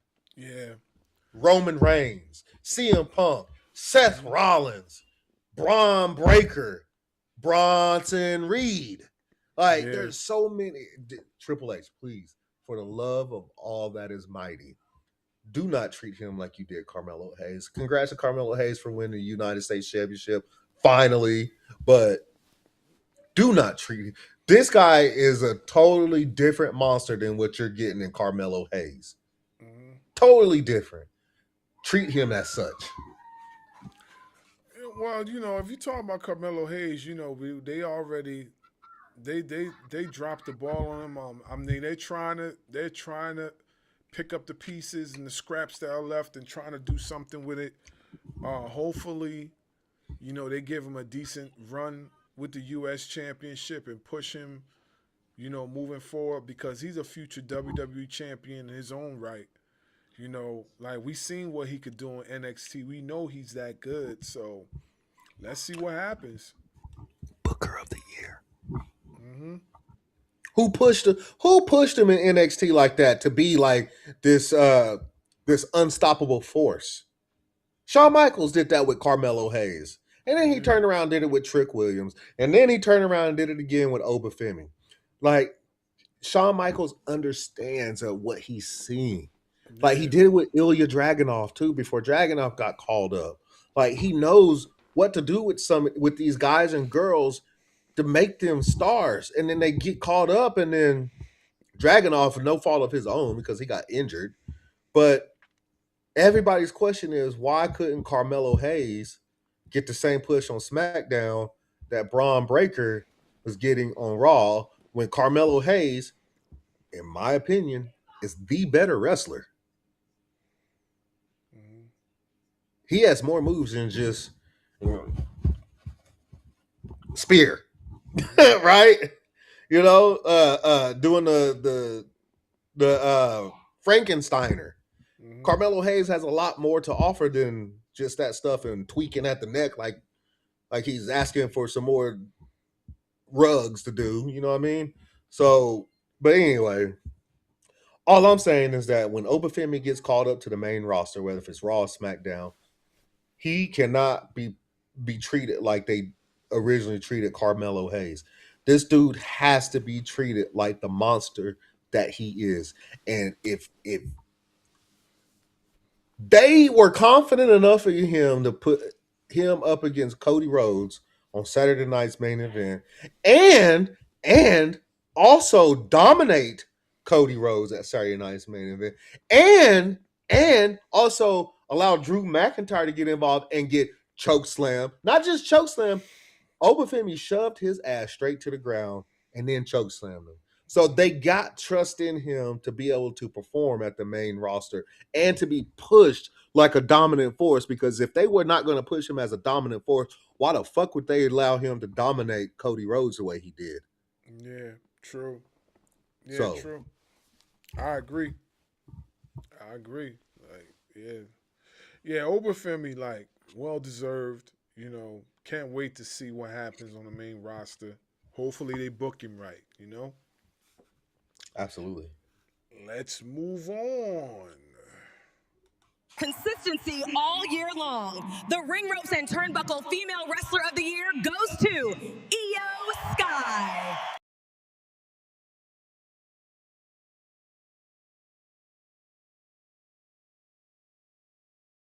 %. 1,000%. Io Don't get me Sky. wrong. Don't get me wrong. There's a lot of great women out there. I mean, Io Sky was on the list. Mercedes Moné was on the list. Chris Statlander was on the list. Stephanie Becerra was on the list, and Charity King was on the list. And I know we probably missed Tony Storm and Rhea Ripley, you know. But all in all, I'm gonna say out of the men and women, nobody had a better year than Io. I'm sorry. For sure. I mean, I may put Oba up there with her, but I think out of men and women, if I was to give just an all-around wrestler of the year, that's Io Sky. Io Sky was part of the group that's been carrying WWE for all of 2025, and that's the women's division. And I will say, if Naomi wouldn't have got out because Jimmy wanted to, throw the ones up a little too much.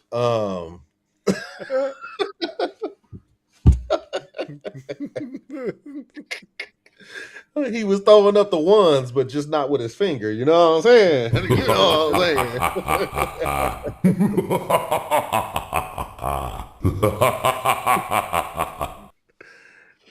Yes, sir. Shooting But up she the would. club. He's shooting up Yeah. But she would have been in contention with EO too. But since she got cut short, I mean, EO Sky, nobody. What more can I say about EO? Y'all, everybody in the IWC, everybody wants to talk about Tony Storm and everybody wants to talk about Mercedes Moné, deservedly so, but they talk about Rhea Ripley, Charlotte Flair, and Alexa Bliss, and it's almost like they forget about EO Sky. And I'm sorry, but EO Sky had a better 2025 than everybody that I named, including Tony Storm, including Mercedes Moné. EO Sky runs circles around every woman right now. Maybe that changes for 2026, but 2025 has been the year of EO Sky. Yeah, I mean, honestly, I can't disagree with that. Like, it's been her year. It's been the year. What else can I say? She's like, there's a lot of people. Like, honestly, there's a lot of people we could have put on there, but like she's definitely well deserved. I know you said, but she got awards already. Y'all just gave her another one. Like, why? Listen, it's well deserved. It's well deserved. Y'all can hate it if y'all want, but yeah, she's. You want me to say it? Go ahead, say it. If y'all hate it, start your own podcast and give out your own goddamn awards. Until then, just enjoy what we got going on here. You're listening for a reason. It's because you enjoy the content. You're listening for a reason. But at the end of the day, if you don't like it, y'all got the same opportunities that we got. YouTube is for everybody. You heard that. You heard it. Like, YouTube is for everybody, like, not for nothing, like, we don't expect everybody to agree with all of our opinions, you know what I'm saying? We have a difference of opinions when it comes to certain things, but we're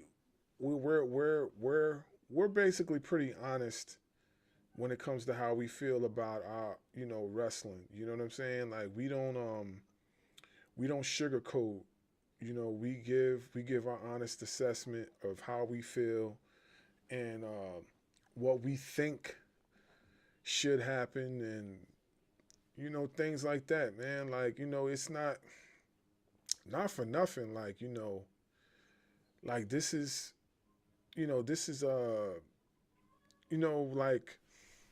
like we said, wrestling is wrestling. What they say again about professional wrestling? Subjective. It's subjective. You know, not everybody's entitled to your opinion. Not everybody's entitled to ours. It is what it is, you know. You know, but yeah, it's well deserved in our opinion, and that's that. You know, y'all can hate it or love it, but let's get to the next award. You know what? Oops, Go oops, ahead. oops. Hold on. I think we just spoiled the next one. You know Go what I ahead. mean? Finish it up. Finish it up. All right, so hold up. Let's get right. Let's get right. All right. So my bad, folks. I was trying to do something real quick in between. This award showcases culture from the ladies. The Ring Ropes and Turnbuckle Female Wrestler of the Year goes to Naomi. Naomi got that. You know what I'm saying? Hey, my That's the bad on Black female wrestler of the year. yeah, Black Female Wrestler of the Year is Naomi. My fault on the technical difficulties. I was trying to fix something while we were talking, and you know, it clicked over or whatever. You gotta understand, we man all facets as far as the podcast. You know what I'm saying? We gotta handle everything.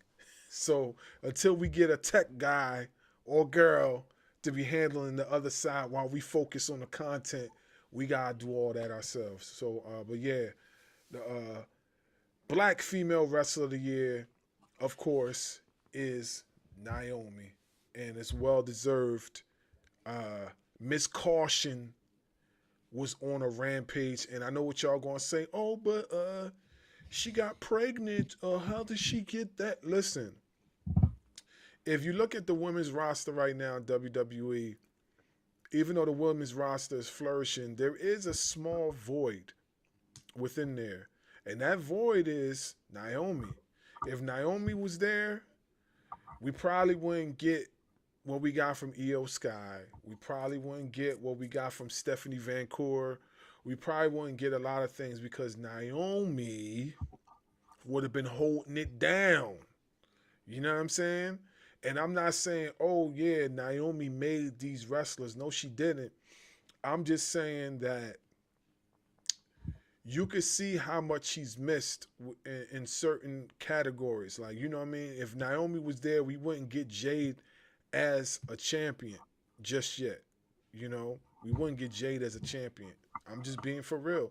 Naomi would still hold the belt. She'll probably hold it for a very long time too. But yeah, it's well deserved for her. You know, when she comes back, I'm wondering if she's gonna come back as a heel or is she gonna come back as a face. That's what I'm wondering. What's your thoughts, bro? First off, I think what Triple H and WWE is trying to do with Jade Cargill is trying to fill that void left by Naomi, and to me, it's just not working. Um, is she dominant? Yeah, but I mean, Naomi also had the charisma and everything to go along with that caution, that evil laugh that she had. Even her ring gear, you know, matched what she was doing. You know what I'm saying? So I I think they're doing a disservice to Jade Cargill by having her try to replace that, because that's what it feels like. They're having her try to replace Naomi, and I don't like that. Like, let Jade be who Jade is. I mean, what worked for Jade in AEW should be working for Jade in WWE, and I think that I'm going off on a tangent about Jade Cargill. This is about Naomi, but one thing I wanted to say before I get into Naomi is: do we always agree? Absolutely not. Before we came on this show last night, we spent about an hour and a half on the phone, you know, going over these awards. My Who I would pick to win wasn't who he picked to win. And then we came to an agreement on based on what each other was saying. And that's how so we don't always agree. We're agreeing now because we're on show and we spent an hour and a half talking about this stuff.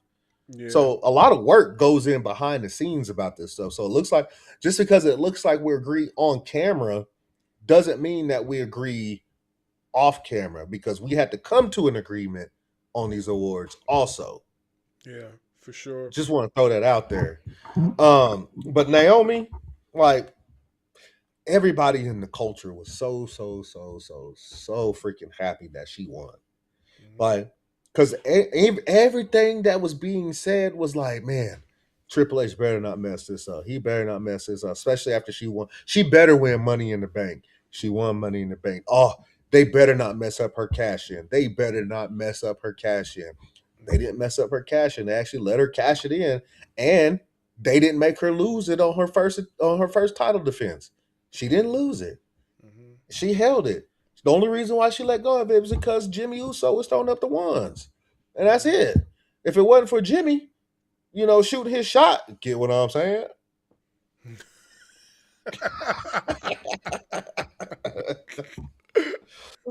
He shot his shot, you know what I'm saying? We still have Naomi. But we understood the fact that, first off, she has been saying for quite some time that she wanted to get pregnant.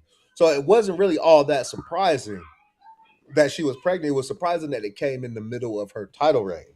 Yeah. But who was more impressive as a black woman wrestler than Naomi was?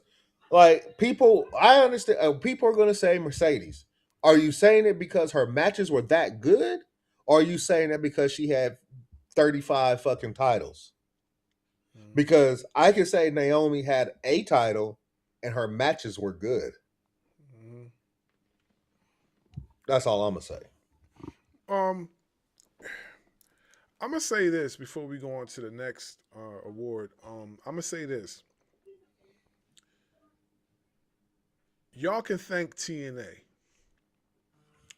Y'all can thank TNA for what they did with Naomi and a lot of other wrestlers that has transitioned from TNA back to WWE or to WWE for the first time, and you see their wrestling has improved tremendously.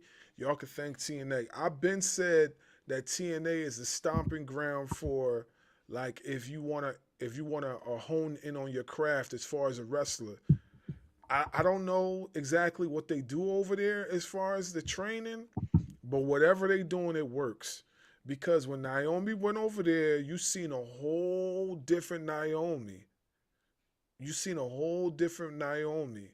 She was putting on bangers after bangers after bangers. And not for nothing, her title run as far as TNA Women's Champion was long, lengthy. Like, she held that title for a good minute. And I was like, wow. You know what I'm saying? I don't know what they do over in TNA, but they're doing it well, And I know what y'all saying. Oh, that doesn't count because TNA and WWE is on it. Listen, from what I know and from what I heard, like, TNA's relationship with WWE is about to end sooner or later because now they got the deal over at A&E. And they about to be showing their content over at A&E. Which, if y'all saying A&E, that's not a wrestling channel, I'm gonna correct you. A&E has shown wrestling in the past. Now, hold on. Don't even explain that, because A&E shows WWE, shows LFG. Yeah, but what I'm saying is that a lot of people don't know that, so that's why they will probably say that. A&E has become well versed, just like the Sci-Fi Channel has become well versed and was showing wrestling in the past. So a lot of places where you thought you would never see wrestling, you're going to start seeing wrestling because it's a hot commodity as far as a cash cow. They want sports on their channels. You know what I'm saying? So yeah, that's what I heard. TNA going in their relationship sooner or later. So, but what they did with Naomi, well deserved. And when she comes back, it's going to be It's going to be something special to watch to see what's going to happen with her next. Proceed with caution. Proceed with caution for sure.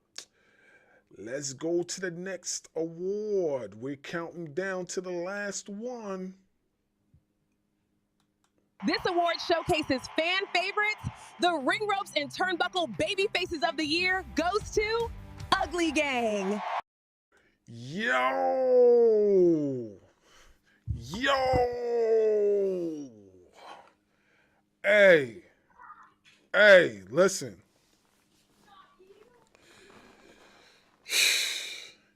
Hey, yo, y'all had our AI correspondent take off her glasses for this one. Poppy. You can't beat cream pie. Poppy, you don't keep cream pies on you, feel me? Yo, y'all had our AI correspondent take her glasses off for this. Yes, sir. Hey. Yeah. Hey. Yeah. The gang. The gang. Hey, man, yo, I never seen that before. She took off her glasses just to announce this award. She saw cream pie Poppy. She ain't took her glasses off for any other award that she announced tonight. And then she took off her glasses for the awards for Ugly Gang.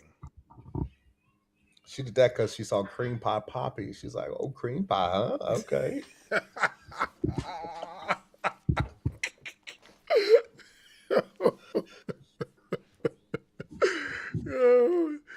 Yeah, she definitely was thinking about cream pies. You know what I mean?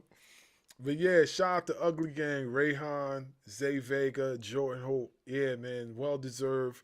These guys are super, super, super dope. Super, super, super over everywhere they go, especially in Ashe. Justice for Ugly Gang. We want the titles. We want the tag titles on Ugly Gang. Hopefully we'll get it soon. They're doing their thing. Big shout outs to Rayhan too, because Rayhan is the Wrestling Evolution heavyweight champion. So big shout outs to him. Like, he's the heavyweight champion over Wrestling Evolution. So he doing his numbers too. And listen, I'ma say it again. Don't y'all be having these press conference and these media scrums and don't invite us. You supposed to invite us. I seen that press conference y'all had. You ain't even invite us. We were supposed to be there. How y'all gonna have these other content creators ask y'all all these questions and y'all don't have the #1 podcast on God's green earth to be asking y'all questions? What's up with that? We need to have a conversation. Rayhan, we need to talk, man. We need to talk. Jordan, you got the number. We need to talk. Zay, you know what I'm saying? Listen, we were supposed to be there. Next time y'all have a press conference, y'all need to call Ring Ropes and Turnbuckle Podcast so we can be over there to ask them tough questions, because them questions they were asking y'all was basura. They was basura. They wasn't asking y'all nothing. We know. Listen, next time invite us. Invite us. And just so everybody is aware, you said that Rayhan is the Wrestling Evolution heavyweight champion. Let's not forget that Hustle and Flow, Zay and Jordan are the Wrestling Evolution tag team champions also. So Ugly Gang is over there running things at Wrestling Evolution. For sure. For sure. So all Ashe gotta do is make them double champions. That's all Ashe gotta do is make them double champions. That's all we want.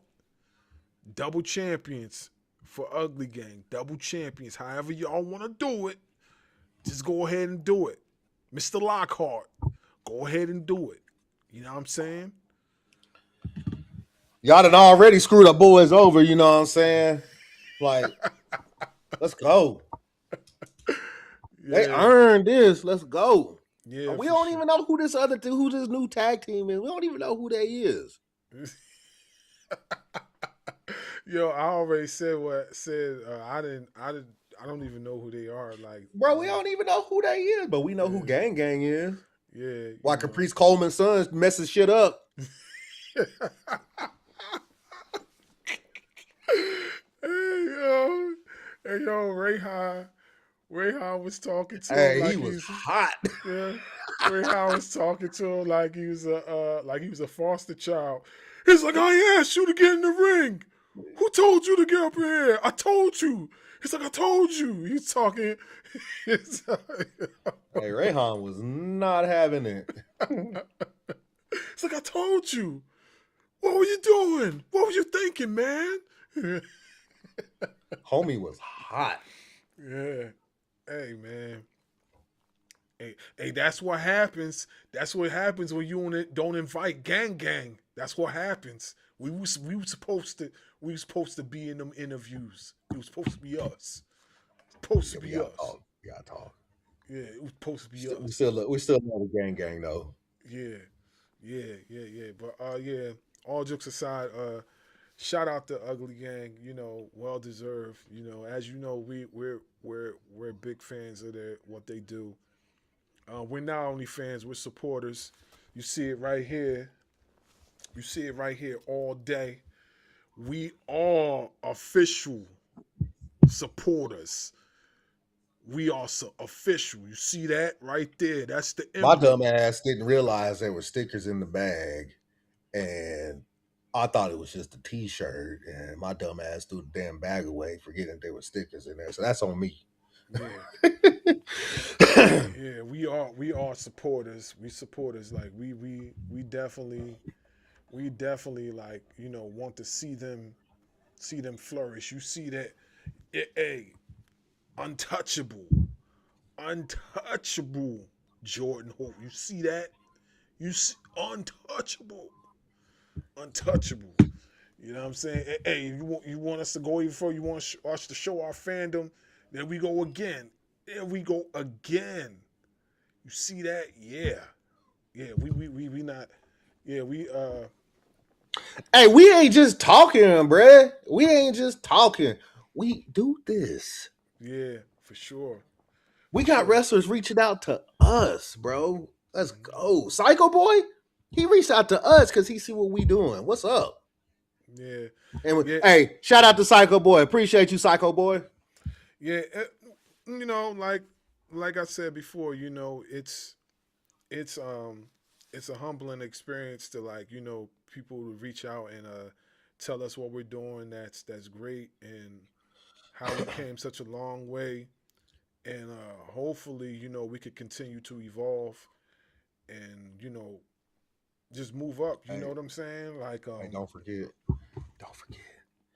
Angelina Love said hi to me. Yeah. Mm-hmm. Yeah. Indeed. Yeah. Hey man, shout out to them for real. That was a dope show. We got more clips from that episode coming soon too. Make sure you post that one. Boy.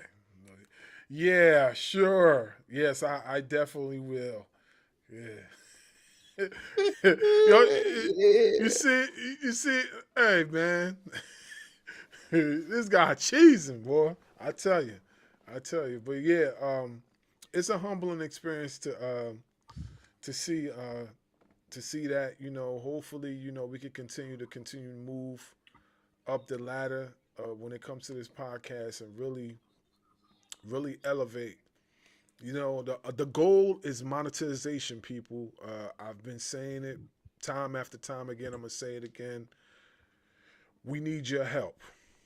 Without your help, that ain't possible. We need monetization. We know you guys are watching. We see that you guys are watching. We watch the analytics. We see what's going on. We see the subscribers. But the one element that we missing is monetization. In order for us to get monetizations, we need 1,000 subs on YouTube. 1,000 subs on YouTube to start that. You know what I'm saying? And we need y'all help to make that happen. So subscribe to our channel. Follow us on all the social media platforms. The link is in our description. Like, help the brothers out. We representing y'all. You know what I'm saying? We're non-biased, so we don't we call it like we see it. If it's our favorite promotion or not, we call it like we see it. And yeah, just help us out. Help us reach that goal. Help us reach that goal. Any closing remarks, bro? We still got one more. Was that the last one? That was the last one. I thought we had the other one for me. What was the? Oh, you might be right. Yeah. Hold on. What was the? What was the? You had the. What did you have? It's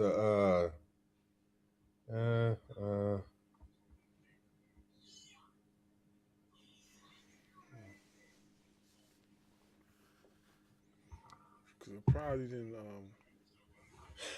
So what I just sent you on top of the picture that I sent before the show, right when the show started, that one, I want to discuss that real quick. Also, before we close out, we also want to do a quick review of Mick Foley cutting ties with the WWE. But yeah, there's just a couple more things. Just a couple more things. And I think there was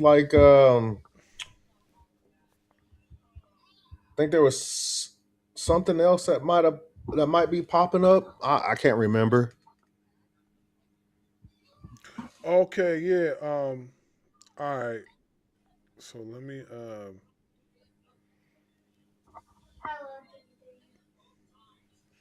All right. Yeah, you're right. You're right. Hold on a second. Well, while he does what he needs to do for the rest of the show, I will go ahead and speak on the Mick Foley thing real quick. Good for him. Good for him. We need more people around this country. And I'm not typically a political person, but I see what's going on. I cannot turn a blind eye to what's going on. I am not a Trump fan. I am not a Democrat nor a Republican. I am a independent. But I couldn't bring myself to vote for a guy like Donald Trump. And to see that there are people within the WWE, because we know the WWE likes them some Donald Trump. We done seen Triple H and Stephanie McMahon and Linda McMahon and Vince McMahon all in the corner of Donald Trump. And it's good to see guys like Mick Foley be like, you know what? I can no longer do this. I will cut my ties with WWE because they don't align with what I align with.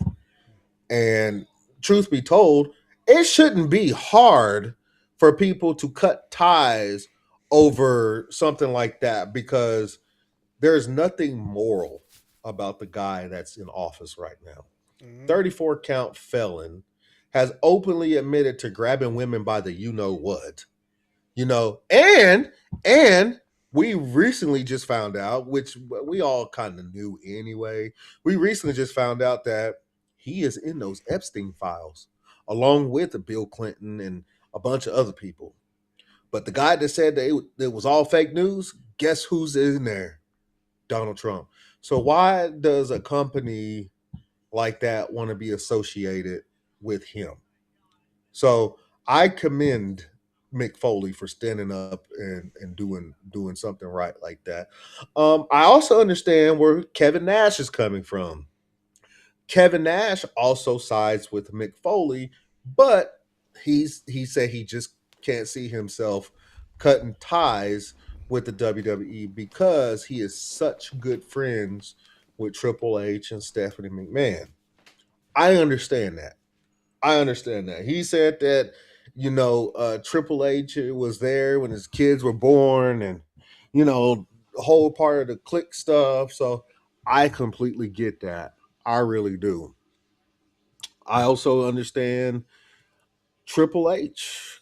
Believe it or not, I understand because a lot of people these days are aligning themselves with him because they figured if they align with him, they come out on the right side of history. When in reality, they're not.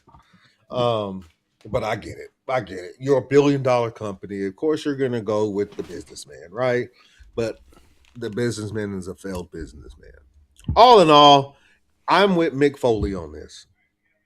If I was associated with the WWE in any kind of way, which we are not, we just speak our truth and how we feel about the company, along with AEW, TNA, Ashe, and so on and so forth. I would have cut ties just like Mick Foley did. So I agree with Mick Foley. I tip my hat to him for making that call. I know it was a tough decision. I know he's been tied with the WWE for as long as I can remember. And for him to cut ties over political beliefs like that, that's a tip of the hat move. For sure. I don't like politics. I'm not going to speak much on it. Like, he already knows my standing in it. Like, I just can't stand politics. I used to be heavy in politics as far as what was going on, but I just fell out with it, and I haven't turned back since. So, that's where I stand with it. As far as the next award, the Ugly Gang kind of aroused our correspondent to a point where she's out of commission at the moment. She what?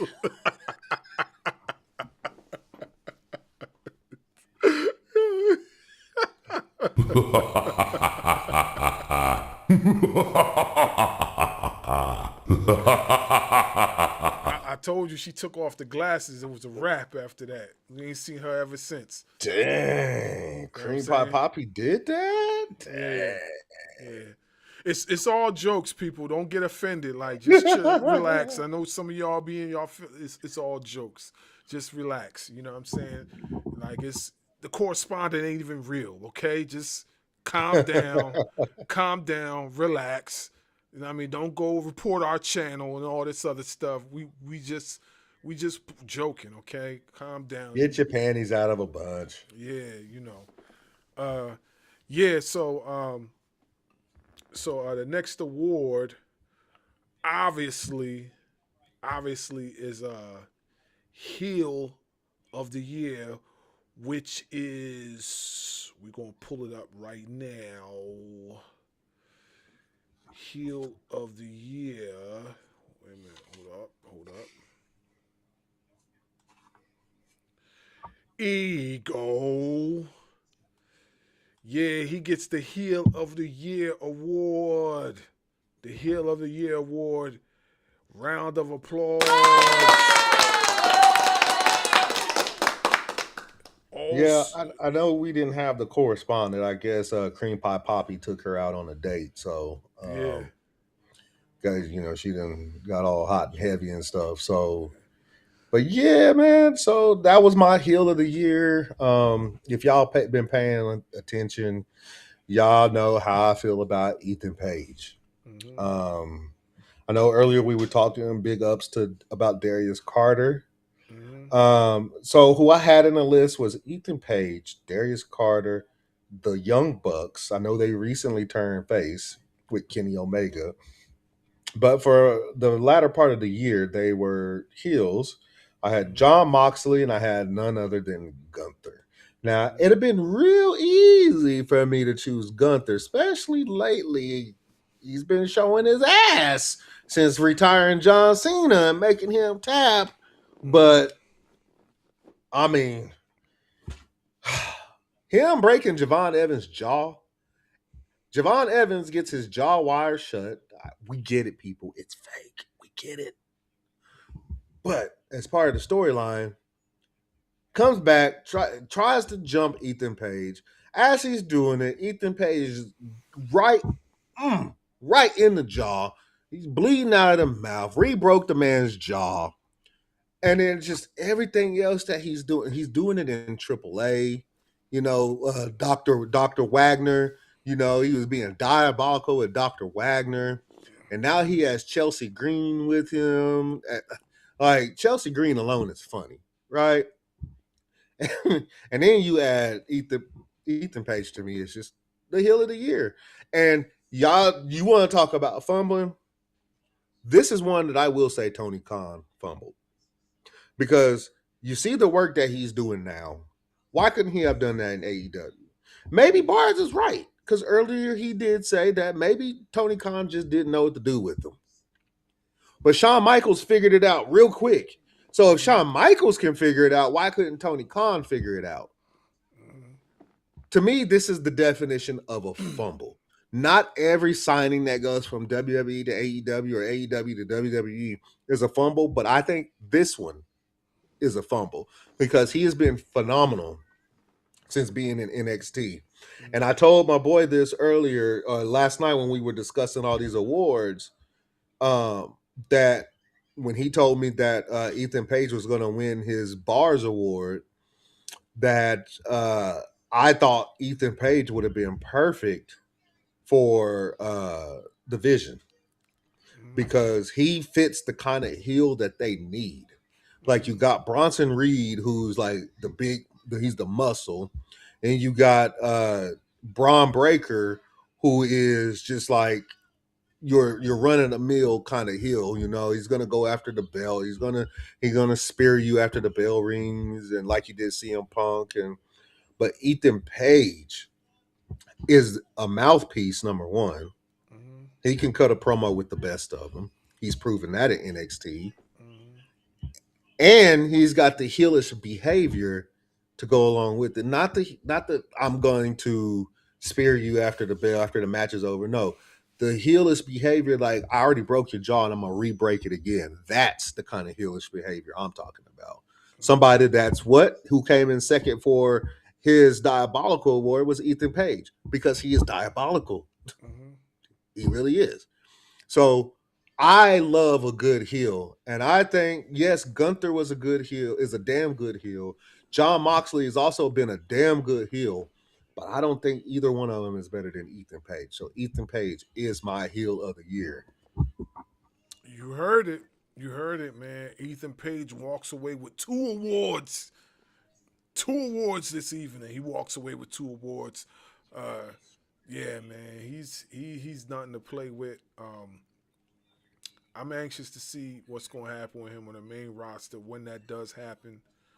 But right now, he's on cloud 9. He's doing his numbers. I only see nothing but elevation for him and, moving forward. So, any closing remarks? So, I don't know if he's going to show the image or not, but last month, I believe it's earlier this month, we reached 250 streams and downloads on Spotify. Yes, that's correct. And for that, I want to say thank you to everybody who's streaming and downloading our stuff. It is much appreciated. We're going to have plenty more to come. I checked it right before our show started. There it is. There it is. 250 streams and downloads as of December 11th. Well, I checked it today, and as of December 27th, we are at 275 streams and downloads. So, I mean, we're gonna keep pumping out the content. Pause. We're gonna keep showing the content. We're gonna keep putting the content out there. You guys that keep consuming the content, you are the ones that we're doing it for. because that shows that you appreciate the work that we're putting in. This stuff ain't easy. Believe it or not, this stuff is not easy. Like, we literally, before this show even started, I think we were on the phone for what, 2.5 hours, just discussing the show and how we was gonna set all this up and what everything was gonna look like. Yeah, we still had some hiccups, but just like professional wrestling, this is a live show. This is not something that we're cutting in and out and producing on the side before we put it out there. No, this is live. So not everything is gonna run perfect. Yeah. So we're doing all this on our own, like my boy stated earlier. We're doing this all our own. And if y'all keep supporting us, and we're gonna keep doing it, like our goal is monetization. It'd be great to be monetized. So to everybody out there that's listening to this, that's gonna listen to, hey, pass us along to your friends, pass us along to your friends' friends, pass us along to mom, dad, sister, brother, whoever. Just get us out there. You know what I'm saying? Like, we love this shit. We love doing this shit. Yeah, you'll see that I'll post a video just of me talking, or he might post a video of just of him talking, but it's still on the Ring Ropes and Turnbuckle page. So you're gonna see it on our page, on top of our personal pages. So just because you see that doesn't mean we're still not. No, we still do this. We love this shit. That's why we post some stuff outside of the podcast. Like the last video I posted was about Terrence Crawford retiring. We didn't talk about that. That's more up my alley. You know what I'm saying? If he wanted to talk about it, he was like, hey, let me get in on that. But he let me do my thing. You know what I'm saying? Like, I know for a fact some of you assholes out there got your panties in a bunch when I'll talk about the GOAT. Yeah. Yeah. Man. I got another one coming for you too. Yeah. Uh-huh. Y'all had nothing to say when he said Hakeem Olajuwon was his GOAT, but as soon as I said Michael Jordan was mine, y'all want to come at me. Hey, Okay. man, that's always the debate, Jordan, Kobe, and LeBron. That's always been the debate, Like I said, nobody really debates Olajuwon's run because like he just don't get put in that conversation because he's not boastful. I'm not saying the other players are, but they kind of put themselves in a space where they could be talked about on a consistent basis. Olajuwon didn't. He's too humble. You know what I'm saying? If he boasted just a little bit, he would have probably had the same conversation, as far as centers are concerned. But if you're talking about top 5 centers of all time, like Olajuwon's in that conversation, hands down. Top 5 centers of all time. Like Olajuwon was cooking a lot of these dudes back in the day. He was cooking them. Ask Shaq. Shaq can tell you. Yep. Ask Ewing. Ewing will tell you too. Patrick Ewing, he'll tell you too. He was cooking a lot of jokers, But yeah, we're very appreciative of what's been going on with this podcast. Monetization is the goal. If we can get monetized, that means we can make money. We're being transparent with you guys. Like, we need that so we can continue to produce great content for you guys. This stuff doesn't come cheap. It costs money. You know what I'm saying? And we've spent some pennies. You know what I'm saying? And I mean that, sincerely. Like, we spent money, and in order for us to continue to evolve, we need monetization so we can make that money back and continue to produce great content for you guys. The only way we can do that is monetization. So help us out. We see you guys. You see you guys listening on Spotify and all the other pages and whatnot. So yeah, support us over on YouTube. Give us that subscribe, hit that subscribe button, hit that notification bell, and tune in with us, rock out with us. We got more interviews coming. We got more content dropping. Shout out to everybody that's been on the ride with us so far. We're humbly appreciative. You know, without y'all, this don't work. You know, it is what it is. This don't work without y'all. And like I said, more to come. And keep listening on Spotify because you get enough subscribers on Spotify. They also will monetize. So there's that too. Yeah. So there you go. And so will Linktree. So check out the Linktree. Get enough people coming flowing through a Linktree. Linktree will also monetize. So send everybody to the Linktree. That way they can subscribe to the Spotify. That way they can subscribe to the YouTube. Mm-hmm. Y'all got any questions? The email's on there. You can hit us up on Instagram. You can leave comments on the content that we're producing on YouTube. We'll get back to you. We're pretty good at going that because trust me, I've been getting after some of these dudes about my Jordan take. I ain't forget. Hey, yeah, you know, we definitely get back to you guys. We don't have you guys waiting too long as far as the emails and the comments and stuff like that. We definitely talk to you guys. You know, we got a lot of great things coming up, you know, for the year 2026. You know, y'all be on the lookout for that. A lot of things going on. But like I said, we appreciate you guys. Moving forward, we'll see you guys in the new year in just a few days. We'll see you guys in the new year. We got more shows coming up.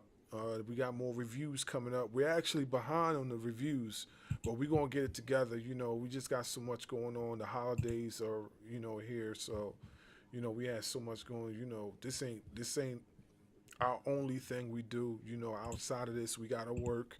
Outside of this, we got families. We got bills. We got things to take care of. That's why it's so important for us to get this monetization so we can be able to take care of more and take care of y'all as far as this content, you know. So if you like what we're doing, continue to support us. We appreciate it. So with that being said, wait a minute. Let's cut to the back. You know, they were kind of quiet for a bit, so we're going to cut to the back. Something's going on back there. Let's see what's going on. Gangsta. The time for talking is over.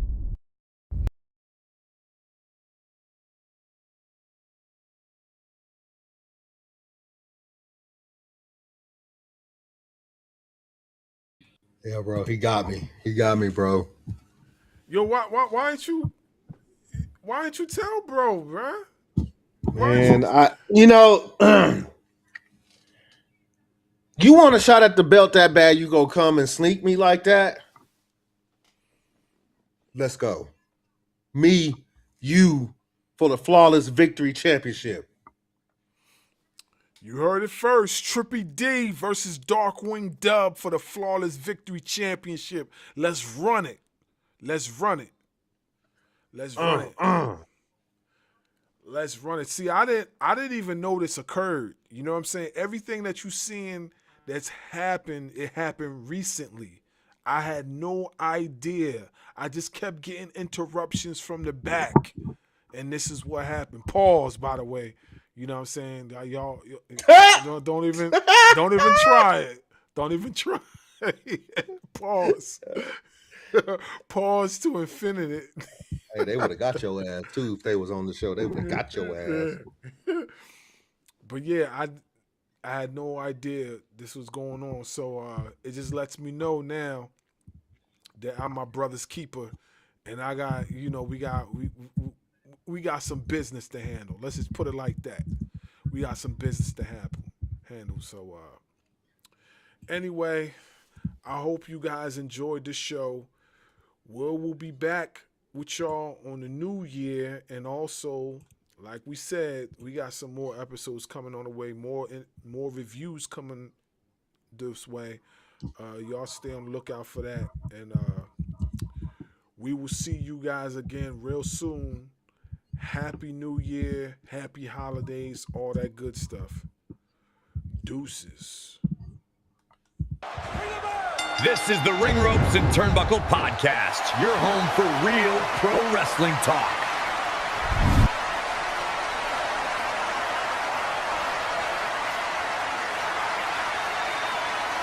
Make sure you hit that subscribe button. Yeah, we the champs. Thanks for listening. We gone.